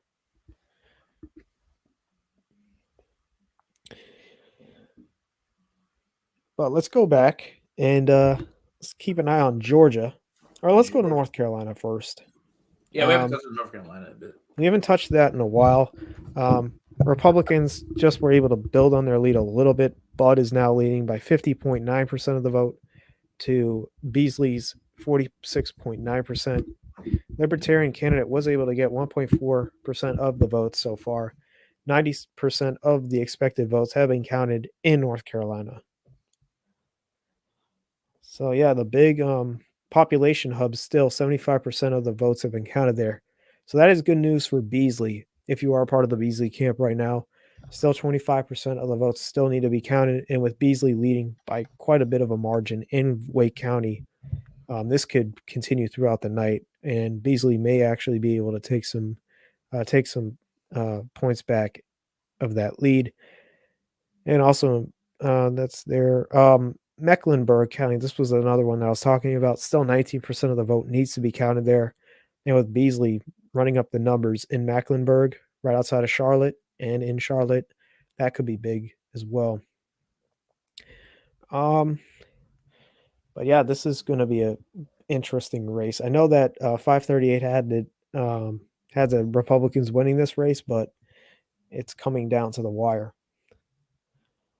Currently 85% of the vote is in for Georgia, so we're really just waiting on the last 15%. Have we hit that 50% mark? Is the question. Not yet. Not yet. Let me check again. No, 49.3% for Walker right now, 48.7% for Warnock. Oliver, the third party candidate, has 2% of the vote now. So that could be the reason why this race goes to a runoff. Let's go to Chatham County. 93% of the votes have been counted there. Raphael Warnock leading there by about 20%. Bibb County, where Macon is, currently about 23 percentage points there. And let's go up to the greater Atlanta area. Fulton County right now, 85 percentage points of the votes have been counted there. 76% of the votes have been counted in Cobb County. And down into Cobb County, 68% of the votes have been counted there, currently with Warnock running big margins in the greater Atlanta area. So it just shows you that the suburb vote has been out for the Democrats tonight, has been really good for the Democrats, and that's what's been keeping them in these races here in the South with North Carolina and in Georgia. Let's give a check-in on Arizona too. This is with the incumbent Mark Kelly. So it looks like we are seeing similar numbers with the governorship race. Kelly, the incumbent former astronaut and former Navy, former member of the Navy, currently leading that right now. 58.1% of the votes have been counted. 58.1% for Kelly right now. 51% of the votes have been counted in Arizona, with Kelly doing well in the suburbs, Maricopa County currently, and also in Pinal County. So we're seeing very similar numbers across the board here in Arizona.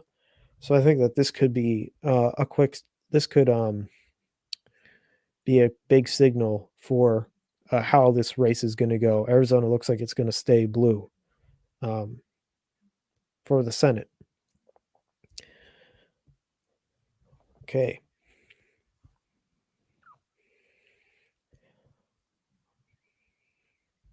I'm gonna do a quick. Let me do a Twitter refresh. I'm checking Yik Yak. Keeping up. Breaking: Democrat Jamal Bowman wins re-election in the U.S. House of Representatives. Okay, that's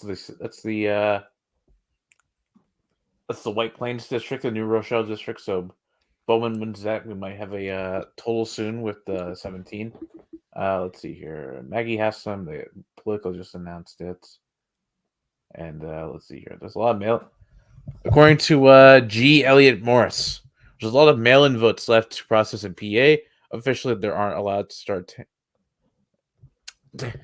tabulating until election day. But John Fetterman is currently being Biden's vote margin by 7 points on average in counties that have fully reported results. A likely Democratic pickup. Huh. Josh Shapiro has won the governor race in Pennsylvania.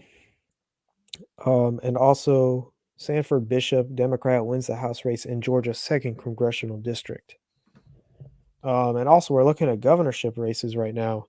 And California, I mean, this is not really a big Gavin Newsom has won that already. They've already announced that Gavin Newsom is victorious in the state of California. Let's go back now. So Idaho as well. Brad Little, the Republican, has won there. We're going to wait on Oregon. I know that's going to be a while, but Wyoming as well, with the Republican winning there too. Kristi Noem winning re-election in South Dakota. And the incumbent in Colorado currently won that race as well. 67% of the votes have been counted. Jared Polis is victorious in Colorado. And Michelle Lujan Grisham has won the governorship race, the incumbent in New Mexico. And currently, Arizona is too close to call. 50% of the expected votes have been counted. Hobbs is currently leading 15% over Carrie Lake. Yeah, but I was just looking at some Twitter stuff for Carrie Lake. It's 9 p.m. People are still voting election day in Maricopa. Only those are in line by 7 p.m., however. All right. So this is from Garrett Archer, the Arizona ABC 15 data guru. And he has a freaking the count as his profile. That's beast. As a reminder, though, Republicans are going to be blowing through away 60-40 grab every update election day bats. Sometimes more. Sometimes a lot more. This is a decent. Okay, as of 8 minutes ago, Arizona standouts roll up. Minus. Okay, EVs only. Arizona. Mark Kelly leads Mr. Masters by 58 to 39.6. Arizona governor. Katie Hobbs, 57%. That's Carrie Lake's 43. And then we got some Congress races. I want to ask you something. I think with the tension that Lake has been getting, especially amongst ABC News, and then I think the Late Show, not the Late Show, what was the one that Jon Stewart did? The Daily Show. Daily Show, yep. Do you think that had a significant sway in terms of how Arizonans were getting out to voting in terms of what's going on? Well, she has actually been a newscaster in Arizona. I think it was in Phoenix for quite a while. So a lot of people are already familiar with her. I think it's more of like the national attention that she's been able to get. Mhm. But also, I think when she showed her political leanings and Arizona being a state that is going to be continuing to be a contentious state, we saw in 2020, it flipped blue. And it looks like it's continuing to trend that blue way. That being said, I think that a lot of people who were familiar with Carrie Lake, even before she announced her candidacy for governor, um, I think they maybe didn't really know who she was politically, but now that she showed that she was a Trump supporter and she wants to be like the next big, she's also kind of an election denier too. Yep. That and also the national spotlight has probably furthered people seeing her as Arizonans seeing her as a divisive candidate, and therefore going to Hobbs and voting for Hobbs. And that's the reason why right now we're seeing Hobbs with a big lead in the governorship race in Arizona. By the way, I'm trying to check the New York Times, and now I'm getting the paywall. No. I don't know what's going on. Them and the Guardian have this paywall thing, and it's very annoying. Let's see here. I see a MAGA Mike Waller still in the lead there.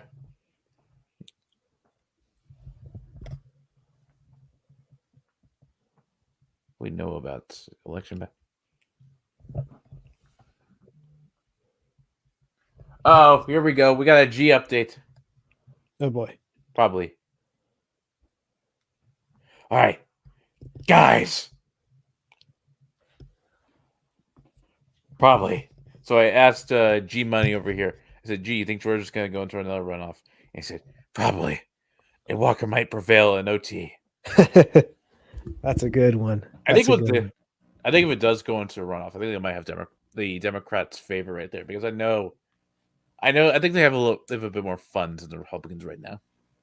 Yeah. Yeah, I think the runoff is definitely going to favor Democrats, especially with the incumbent. I know that some have been saying, "Oh, it's going to be a red mirage," but I don't know. I don't know how this is going to go, especially with the incumbent being Warnock. He has a slight edge.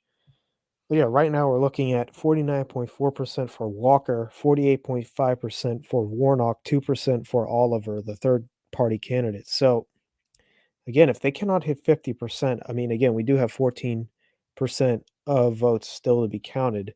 And these are in more suburban, urban areas, which does favor Warnock at the end of the day. So Warnock could get to 50%, but if not, we are going to get to a runoff. But with Warnock still leading Herschel Walker, I do see Warnock winning Georgia. Yep. Let's take a quick break. I'll be right back, but Okay. take a quick break. We'll be right back and we'll continue coverage. Okay.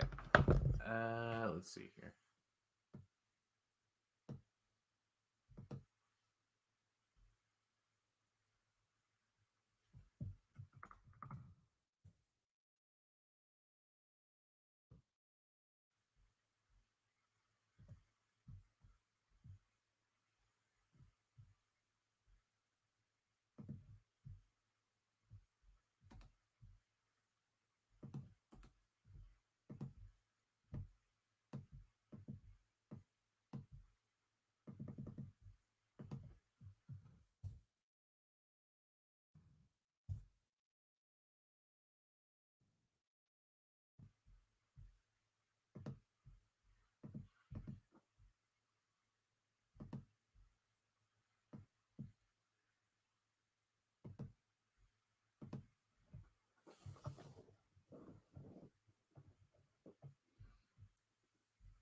And now it's all me. Okay, cool. Well, no one's on the stream, so.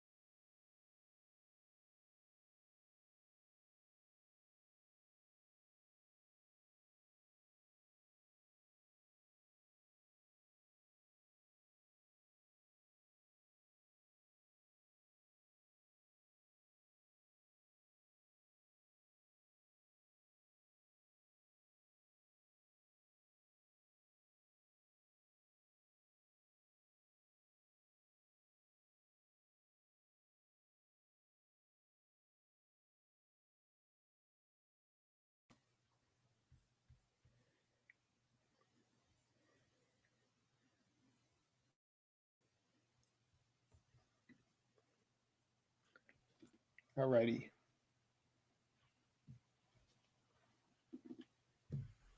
We're back.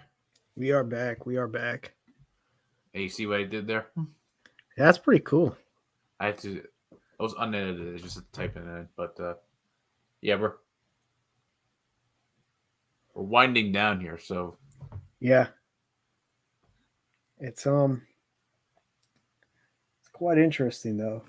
Let's go back to Pennsylvania because I know how important that race is going to be. Also, I just noticed this: Republicans were able to flip another seat. They're at 6 flip seats now, 167 seats in the House right now, and currently in the Senate, 45 seats currently for Republicans, 43 for Democrats right now. Let's go back to Pennsylvania. 73% of the votes have been counted now. And again, Fetterman is enjoying just about a 0.9% lead over Oz right now. it's a little tight. Yeah, I'm going to go take a look at some of these red counties. Okay, so Schuylkill County, Schuylkill. Schuylkill, my bad, butchered the name, sorry.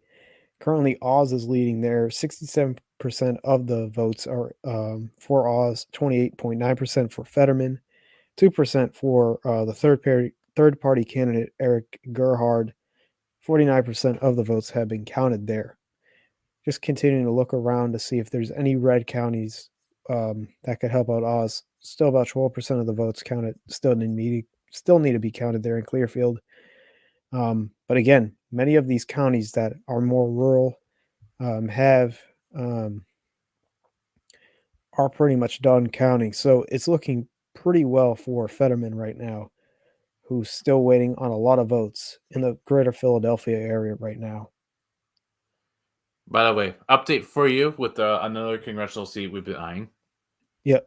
So Republican Jen Kiggins of Oh, wow. Virginia's second congressional district, she has officially won.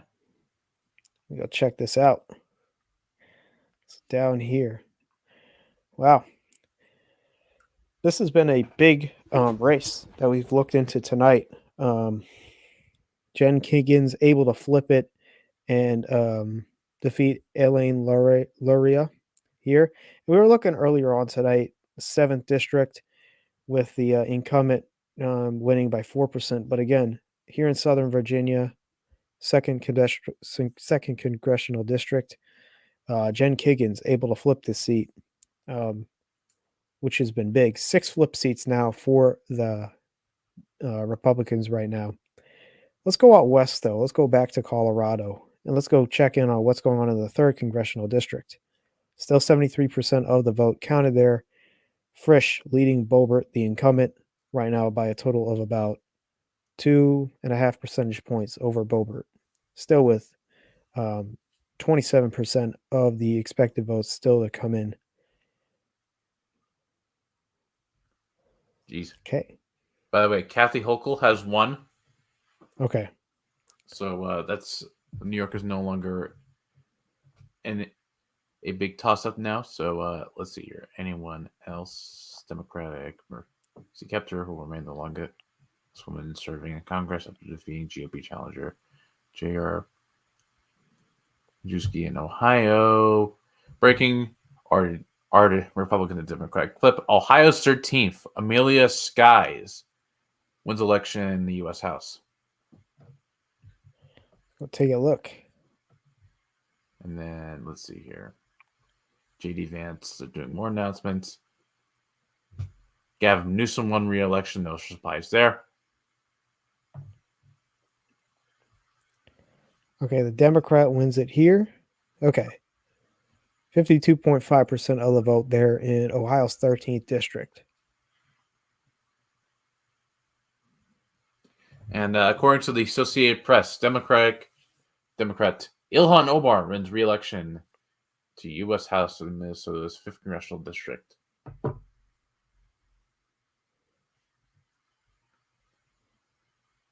Okay, yep, and then they keep going with the announcements, or how could be. Yep. She won by 75.3% of the vote. Wow. So, Amy Walters, in the last 4 midterm elections, the out party has won independent voters by double digits. Exit polls show Democrats winning independents by 1 point. This is why things are so close. All Democrats won independents this time? Yeah, by one 1 point. Wow. Wow. And where was this reported from? This was reported from, I'm not sure where she got that information, but this is from Amy Walter, who is the publisher, editor-in-chief, Cook Political Report. Wow, that's significant. Let's hear. Is that a Kai President El Presidor for Congress, baby? Presidor. Oh, we're trying to get results from Oregon? Yeah, let's go take a look at Oregon. So right now, Oregon is now blue. 50% of the vote is now in Oregon. Kotek leading Drazen 47% to 43.2%. However, Johnson, the third party candidate, 9.1% of the vote. That is the reason why this is becoming so close. Portland has been a big blue area. Kotek has been able to get 70% of the vote there compared to Drazen, 21% there. Looking at Salem right now, that's actually Marion County, the capital of Oregon. Right now, Drazen's actually leading there. This would actually be a bit closer if Kotek and Johnson were just on. If Kotek was just running alone, she'd probably have more about and only be within 2 or 3 margin points, I believe, if Johnson was not running in this race. But again, very close in Oregon, 50% of the votes counted. It looks like it's starting to sway in Kotek's favor. However, still 50% of the votes still to be counted. We're still waiting on some of these rural counties, which will help out Drazen. But we're waiting also on Lane County, where Eugene is. And we're also waiting on the northwestern part outside of Portland as well. So still a lot to come. But right now, Drazen is currently losing to the Democrat.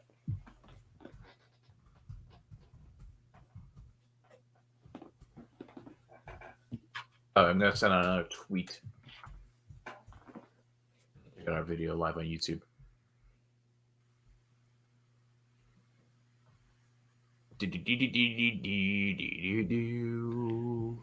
Let's go back to the Senate and check out.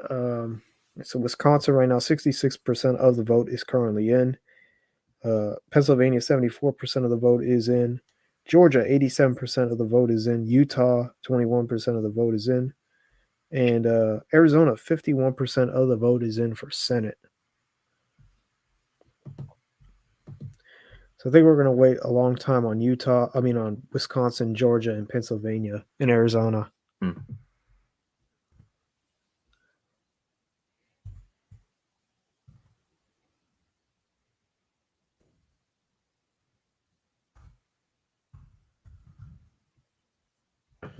(2022) throwing in all these hashtags. Red. Yeah, the red tsunami one has been popular tonight.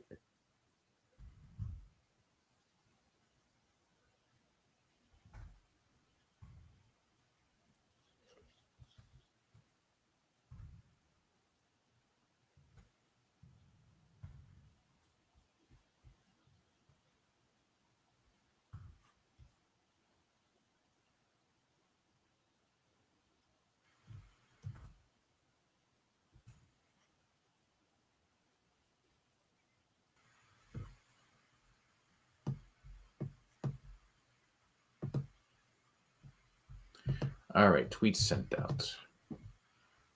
All right, cool. Also, we have not looked at the Nevada one either. Oh yeah, let's see here, and nothing's been counted there. Nope. Darn, that was one of the races I was looking forward to. We might even not even get into yeah, we don't. Yeah, I don't know Will we why. get to it tonight? I don't know. They might actually start closing down the polls at I think 8:30 p.m. Let me see. Yeah, I think we're gonna go to about midnight here. So yeah. So we're gonna wrap up. Anything could happen within the next 39 minutes.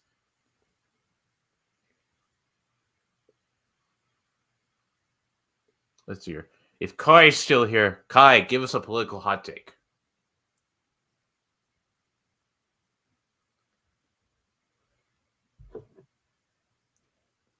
I need all the hot takes possible. Chat, help us out with the hot takes. Now we're getting Twitter.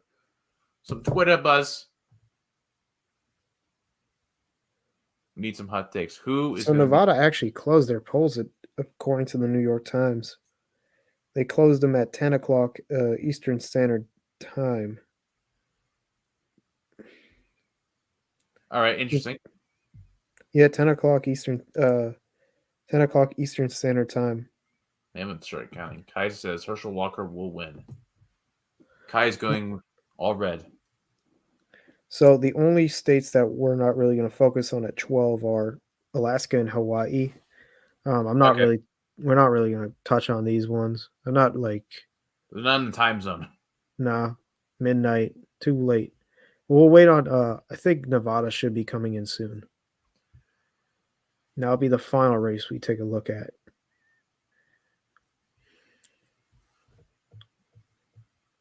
But so far, what are your main thoughts about the Senate? Do you think it's going to stay tied, and we're going to have to wait on Georgia? Do you think that Fetterman is going to pull the upset pull the victory in Pennsylvania? What do you think?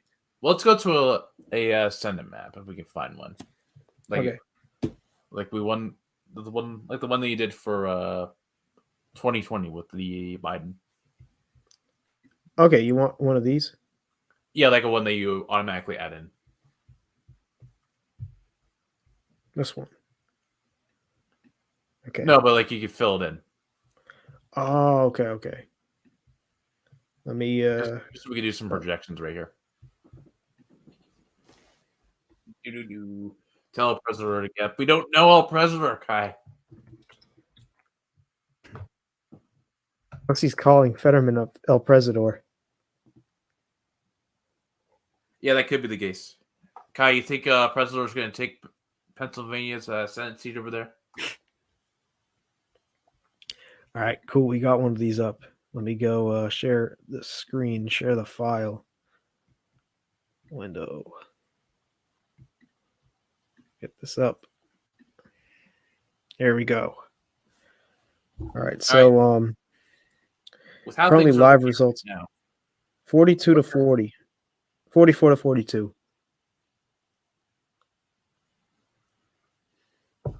All right, so let's start coloring stuff in here. So I think we'll color in our let's color in Oregon and Washington. And then hold on, let me pull up my own governor's poll. So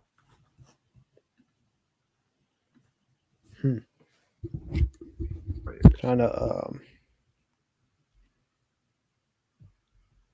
for some reason this is my bad. Okay.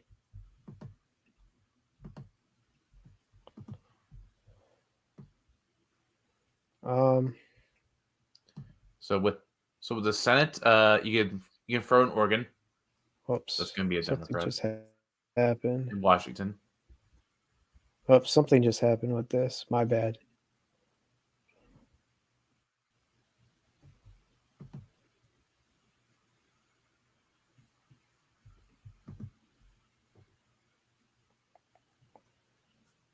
Yeah, for some reason, I think this is not the one we want to do. Oh no! Nah. Keep it. We'll keep it. We can't get up. No. Let me do a.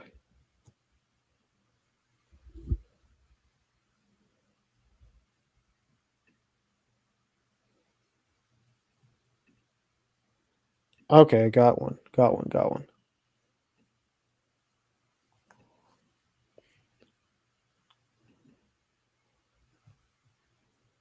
All right. This one's better. Okay. Yeah, let me see this.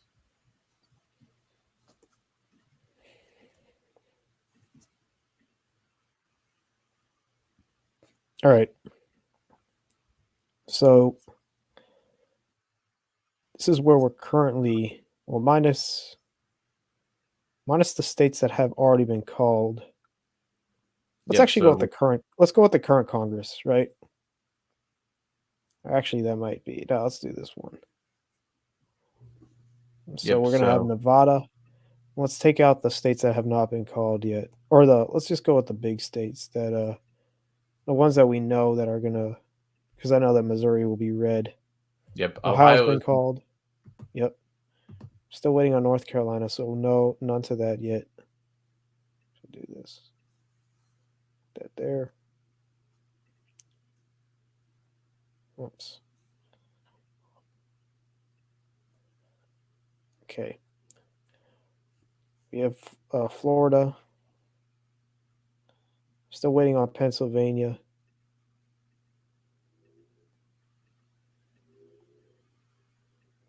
There we go. New Hampshire has been called. yep. Um, Still waiting on Wisconsin and Nevada, Arizona. I believe that's it. Can look. Let's take a quick look. Quick glance. Quickly. Yeah. Wisconsin, Pennsylvania, Connecticut. We're still waiting on that. Wisconsin, Pennsylvania, Connecticut, Georgia, Utah, Arizona, Nevada. Okay.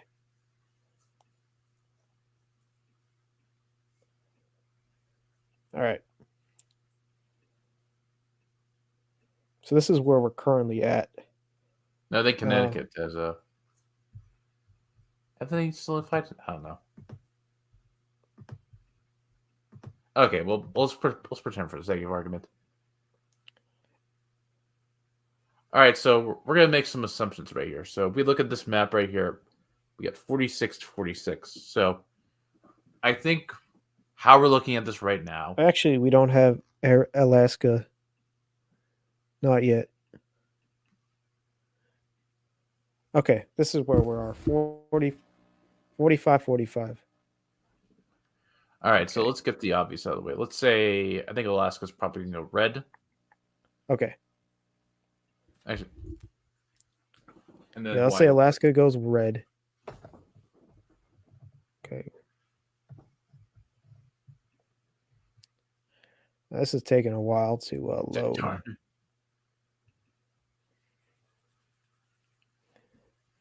Wait. No. Yeah, something's going on with this. Very slow.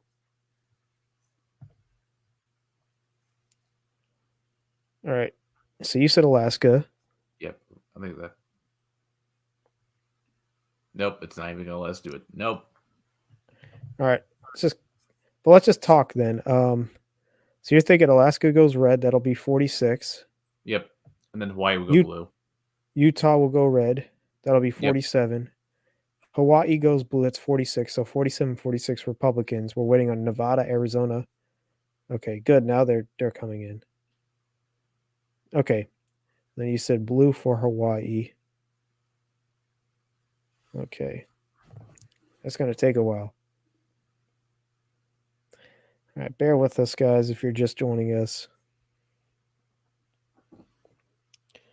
Well, anyways, it would be 48 to 46. Then we'd be waiting on Wisconsin. Well, I mean, Connecticut would go too. So it'd be 48 to 47 with North Carolina, Georgia, Pennsylvania, Wisconsin, Nevada, and Arizona waiting. So Republicans would have to hold two. The way that it would work right now, I think North Carolina would go red. Yep. All right, this is easier. Hawaii, Connecticut go blue. If we have North Carolina call tonight, we'd be waiting on 48 for Republicans, 47 for Democrats. Nevada, Arizona, we will probably see sometime early in the morning or in the morning tomorrow, Eastern Standard Time. Wisconsin right now is currently red. 72% of the vote is in, but it's very close. Arizona right now, 51% of the vote is in. Mark Kelly is leading there. Georgia, still, it's probably going to go to a runoff. And Pennsylvania, within 1 point right now. So with that being said, let's assume that I don't know what Nevada we're going to do, but let's say that Democrats win Arizona. Arizona. Let's give it back to Mark Kelly. 48-48. And I think we could say Johnson wins Wisconsin. Yeah. We're looking at these 3 states to determine who will have power in the Senate.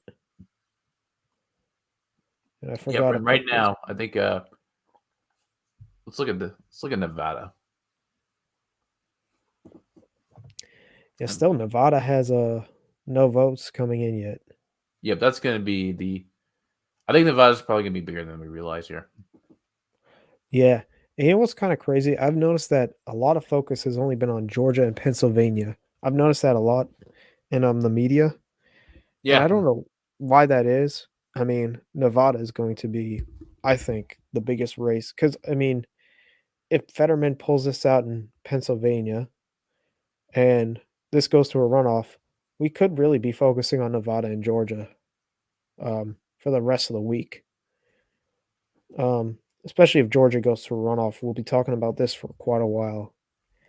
And yeah, Wisconsin right now, 72% of the vote is in. Johnson looks like he may be edging out Mandela Barnes, but still a long way to go.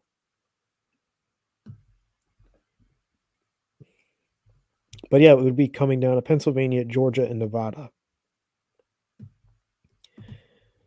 And this is where it would look like. So we'd wait. Most likely this goes to a runoff. Yep. We don't know any of the numbers yet. And let's say Fetterman wins, right? Yep. 49-49. These 2 states determine. And again, it really could come down to whoever wins Nevada is going to put in a ton of money for Georgia. And the loser is going to put in a ton of money for Georgia to get a tie. So we could be at a virtual tie again in the Senate for another 2 more years. Yeah, we could. I think we predicted this all along. Yeah. Let me go check out 538, what they had in their ending. I believe they had, let's go see the Senate again. His numbers are looking good for Republicans in the House. Yeah, slightly favored to win in the House. I mean, in the Senate, my bad. But yeah, again, also 50-50 is still a chance. Let's see here. Let's do the update to their results. Forecasting. No, this one was from today. They haven't done any more updates. But yeah, Nevada, they had Laxalt winning right now, but a close toss up. Very close. And they also had Walker winning, but it looks like it's going to go to a runoff. They had Oz winning big in or Oz winning by a point in Pennsylvania. So right now, I don't think they're correct about Pennsylvania right now. Let's head back to the Senate map here, and let's see here. Let's go. Let's focus on our 2 hotly contested races and maybe Wisconsin. We actually have a big key race alert in Ohio, 1st Congressional District. Greg Landsman, the Democrat, wins the House race in Ohio's 1st Congressional District, flipping the seat to the Democrats here in the 1st Congressional District. Let's go into Ohio. This is down here yeah, he beats the incumbent Steve Chabot right now. 3 percentage points over in Cincinnati. So that's big for the Democrats. Democrats flipped 1 seat. Republicans have flipped 6 seats so far. But this is big. And also still looking at the Colorado's 3rd Congressional District. Still, Frisch has a lead over Boebert in Colorado's 3rd District. Also, I've been keeping an eye on this race too. Vicente and Myra Flores. Vicente and Flores are both incumbents. They redistricted. Texas is 34th district, and right now Gonzalez is leading Flores by about 10 percentage points. So it looks good for the Democrat there in the south of Texas. But also in Texas's 15th district, currently Monica de la Cruz is defeating Michelle Vallejo by about 12 percentage points in southern Texas. So those are also key races to take a look at. Yep. I'm checking back on Georgia right now. Walker's losing some decimals percentage points. He was at 49.4, now he's at 49.2. Warnock is slowly evening things out. And Chase Oliver now at 2%. 88% of expected votes counted now. So it looks like Clayton County and the surrounding, it looks like DeKalb County, Fulton County, they still have 10% of the votes still to count. DeKalb County, this is a big county, and Warnock is punishing Walker in this county. He has almost 85% of the vote there in this county. 78% of the vote has been counted here. DeKalb County still has 22% still to report, and Warnock he's just running up his numbers there. And this is the reason why we'll probably see this lead slim down. And it could even come down to Warnock taking the lead later on. But by that point, will he pass the 50% threshold? Or will this go to a runoff? And that's where a lot of pundits are starting to make the case that this could go to a runoff. However, there still is a lot of votes to be counted in the greater Atlanta area, and we'll keep an eye on that. And then with Wisconsin, Ron Johnson has a 51% of the vote in Wisconsin over Madeline Barnes with 48.8% of the vote.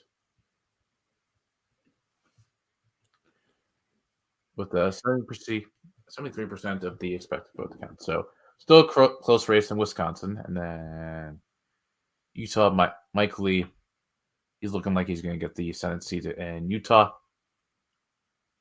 Yeah, no Democrats are ever in this. I don't know why, but Democrats usually don't even run a candidate in Utah. Evan McConnell, actually, he ran in 2016, and I think he ran in 2020 again. And he almost split the vote with Hillary Clinton. But yeah, McConnell is usually always he's always on the ballot here in Utah. He got 36.3% of the vote. It looks pretty good though for Lee right now.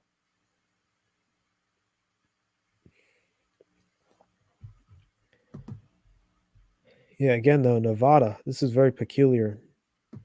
Still, we're waiting. Louisiana's trending on Twitter. What the hell? Yeah, John Kennedy won that race. He was expected to win.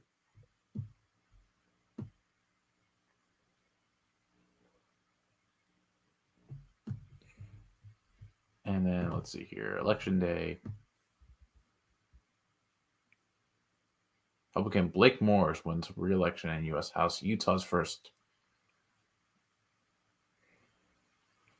Okay, so in comparison to give you an update on sort of comparisons here. Mm-hmm. According to Jarrett Renshaw, Fetterman outperforms Biden in blue districts, while Owls underperforms Trump in red districts. This is why there's a lot of pundits saying that Fetterman might take back Pennsylvania. Huh.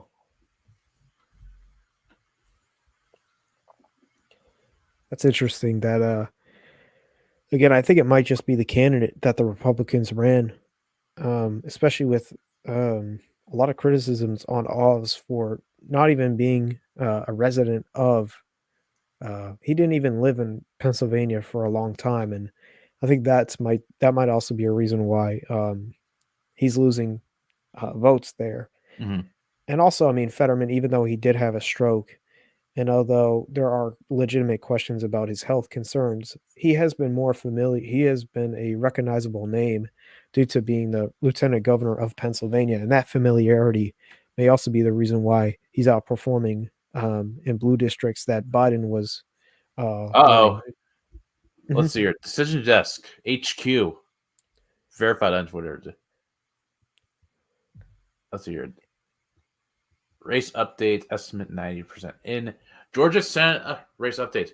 Warnock has taken the lead, but it's still going to be a runoff, people. Warnock has 49.06% of the vote, while Herschel Walker has 48.93. But still, 10% still to go is still a lot of still a lot. That's the reason why I do not know unless Warnock can continue to build past that 50% threshold before all these votes run out up here in Atlanta, because that's where he's really going to be waiting on. And even these counties down here in southeastern Georgia as well, they're at about 88%. So Walker could still squeeze out a couple more votes here too before all said and done. Could there be enough of a momentum shift for Walker just hit that 50% in one? Yeah, I think it's going to look like Warnock is going to continue to build his momentum. However, will he get enough before it's too late? That's my question. Let's go to the governor's race. Let's check on Kari Lake. Yeah, let's go back to the West. Let's go to Kari Lake. 51% of the vote is now in. Hobbs is leading Lake by about 13%, just about 13.7 percentage points there. Yeah, Kai jinxed it, all right. But you could get a runoff. Let's go to Oregon. And currently 2 percentage points, just about 2 percentage points separate Kotek, the Democrat, from Drazen, the Republican. Johnson has 9% of the vote, the no party candidate. 62% of the votes have been counted too. So we're still waiting on Salem, and we're also waiting on Portland, Multnomah County, which has 51% of the votes been counted. So still we're waiting, and we'll continue to count. Let's head back out. We just got a notification that Janet Mills won in Maine, the incumbent, defeating Paul LePage, the former governor of Maine, with 52% of the votes counted there. But besides that, there hasn't been a lot of upsets, I guess. I mean, Maryland was expected to go to Westmore, and also Massachusetts was expected to go Democrat for Maura Healey. And also New York, Hochul winning that race. Right now, it's only 11 points, but still, she did win that race in New York. And Gavin Newsom winning as well in the state of California.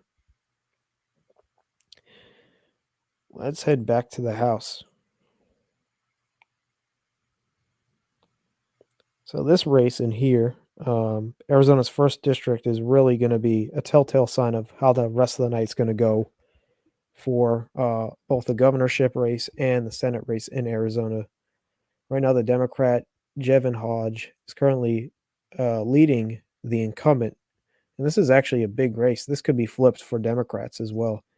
Currently leading by 13 percentage points in the 1st congressional district of Arizona. So Democrats could also flip this seat too. And if this is how the rest of the night's going to go in Arizona, Democrats are going to do extremely well. And they will be able to win the governorship and keep the Senate blue there in Arizona. That is something to take a look at. But wow, look at this. Arizona's 2nd congressional district. Tom O'Halloran, the incumbent, the Democratic incumbent, currently losing by less than a percentage point to Eli Crane, the Republican challenger. Still 50% of the vote still to be counted. So, wow.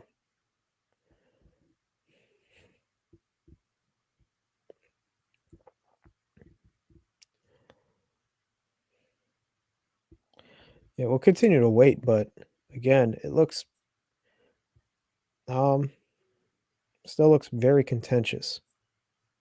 And I think we might get more results as the night goes on. But Yep. again, right now, We only got 15 minutes left, so yeah. I just don't know what's going on in Nevada because they haven't updated anyone yet. yeah, that might be the big race. We might post a video tomorrow or like within the next coming week. That so once the election results are certified and what the our reaction is. Yep. Alrighty.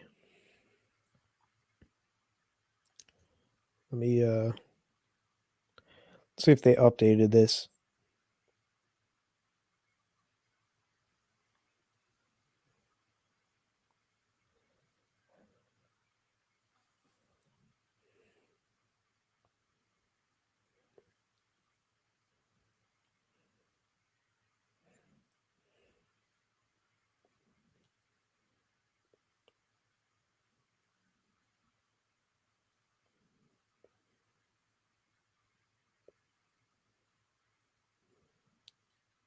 Yeah, so right now Fetterman's actually enjoying a 1.3% lead now over Oz. 82% of the vote has been counted in Pennsylvania. So it's just continued for Fetterman there. Yeah, still nothing from Nevada, Arizona. Still lead for Kelly. Kill. Yep, and in Georgia right now, the router says that Walker still leads, but I don't know. Some have said that Warnock has taken over, but again, it's going to be close.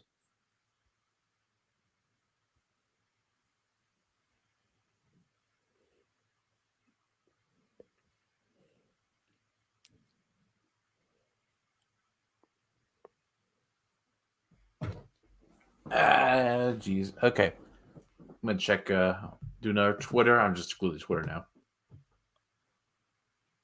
Oh yeah, I want to get your opinion on this. What are your thoughts on the in Arizona?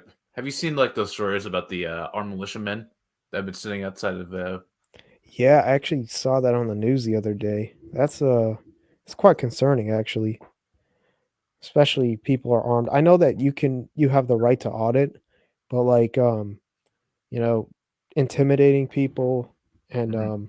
I also saw this on the news that a lot of people who um were a lot of people um who used to like volunteer and work counting ballots and working in voting precincts are not doing that anymore. There's like a high percentage of people that were doing that job that are not doing that anymore, and yeah, it's quite concerning, and it shows you that there is political violence and political intimidation on the rise due to how divided we are as a country.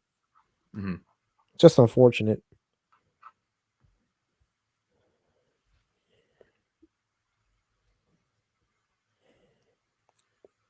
Yeah, now political commentators are now picking up on the fact that in the end, the Senate will come down to Pennsylvania, Georgia, and Nevada, as we long expected. And Wisconsin too. I mean, that hasn't been called yet, No, it hasn't. so that could still also be a state to look at.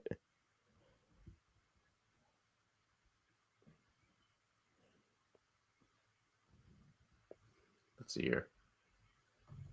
Political poll: Arizona Senate 55% in. Mark Kelly has a pretty sizable lead over Blake Masters. And let's see here. This decision desk. Let's see what this has to say.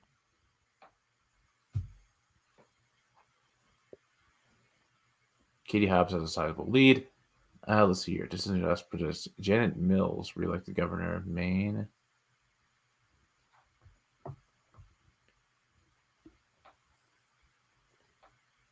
This is just HQ projects Sharon Davids to win re-election in the U.S. House in Kansas's 3rd congressional district. Okay. Hmm.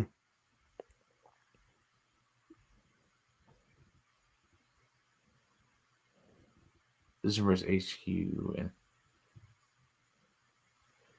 Kansas's governor race is actually pretty tight. Let's take a look at it.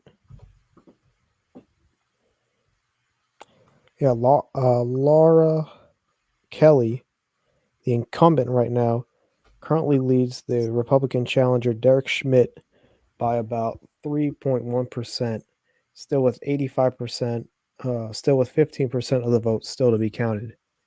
Let's go take a look. I know that Wichita, Topeka, Kansas City are going to be, very big here. Let's go check it out.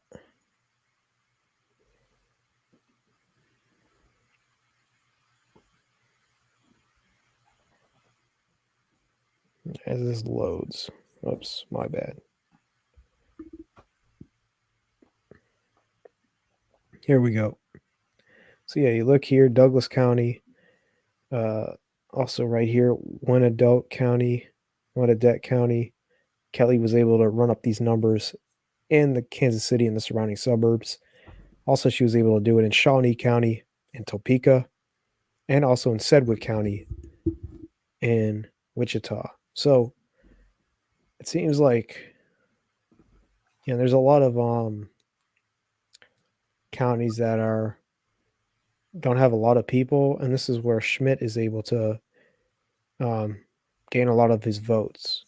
But still, still a lot of votes left to be counted there, or some votes, I should say. Okay, we also didn't discuss this a lot tonight, but the governor's race in Georgia, Yep. the incumbent Brian Kemp was able to beat Stacey Abrams again in Georgia. Kemp was actually able to do a little bit better that right now than Walker in Cobb County, and also in other counties that we're seeing Warnock gain more momentum. So it seems like there may have been a split ticket in Georgia, especially right now. If it is a runoff, we could see people that voted for Kemp go to Warnock in the Senate race. Yep. Let's go back to the Senate. Still, Routers is saying that Walker is still ahead right now, but barely right now by 0.8%. Oh, wow, this is a big one. Wiley Nickel, a Democrat, wins the House race in North Carolina's 13th congressional district, flipping the seat to Democrats. Let's go check it out.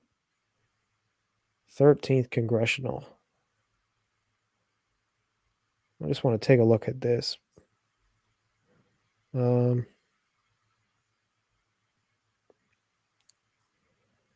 go in here.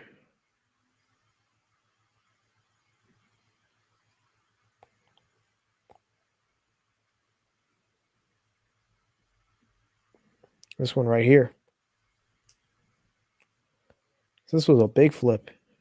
The Democrat, Wiley Nickel, 51.3% of the vote compared to Bo Hines, the Republican, 48.7%. This is right outside of Raleigh. So that's big. That is big news for Democrats. Which brings us to a total right now. Democrats have flipped 2 seats, Republicans have flipped 6 seats. And again, Frisch is still leading Boebert right now by about 3 percentage points in Colorado's 3rd district. This would be a big flip for Democrats. Big stuff. Let's go back to your district. Yeah. I think we'll wrap it up here. Unless Georgia calls. Michael Lawler currently leading Sean Patrick Maloney 53.9% to Sean Patrick Maloney's 46.1%. 75% of the vote is in New York, 17th congressional district. A little bit, but Lawler still has a pretty good lead here.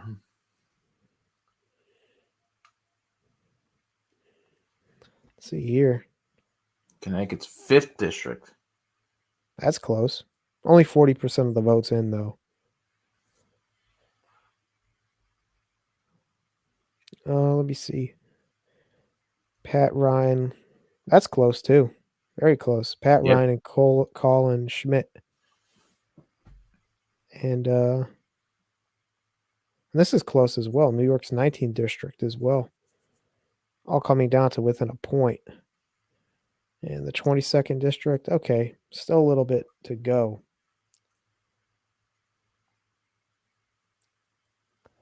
Okay, there's still some races still to see, but it's interesting to see that the Democrats were able to flip a district in North Carolina and also in the greater Cincinnati area too. Yep. So while projections are having the Republicans, yeah, they're still taking a majority of seats here. Yeah, You could see some Democrats take some stuff back, and that could be depending how the tides turn for future elections. That could be pretty big. that is true. Yeah. Just looking again, Pennsylvania right now looks like it's still not going to be called yet. 1.3% lead for Fetterman. Lee currently leading in Utah right now by about 11 percentage points. And in Utah, Mark Kelly leading right now by a big lead right now, 18 percentage points there. Georgia still 90% of the vote is in. It is very close. Walker only leading by 0.5 percentage points over Warnock. And we have nothing in Nevada yet. And in Wisconsin, 77% of the vote is in. Ron Johnson leading right now, 51.3% to Mandela Barnes is 48.5%. So still, we're going to be waiting. It seems like this could be called tomorrow, I'd say in Georgia and Pennsylvania, but we're going to be waiting on this. Yeah, we are, but I think we see some surprises tonight. I think, and with everything shaking out, I think we're going to be in for an interesting tomorrow. So we'll have that update for you soon, and hope and with a runoff, we'll be talking about that in terms of what exactly the strategy is going to be for Democrats and Republicans.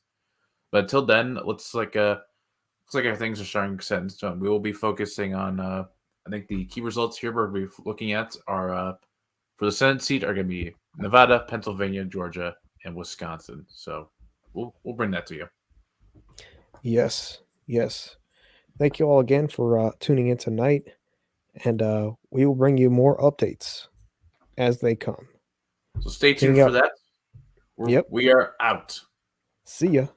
Peace.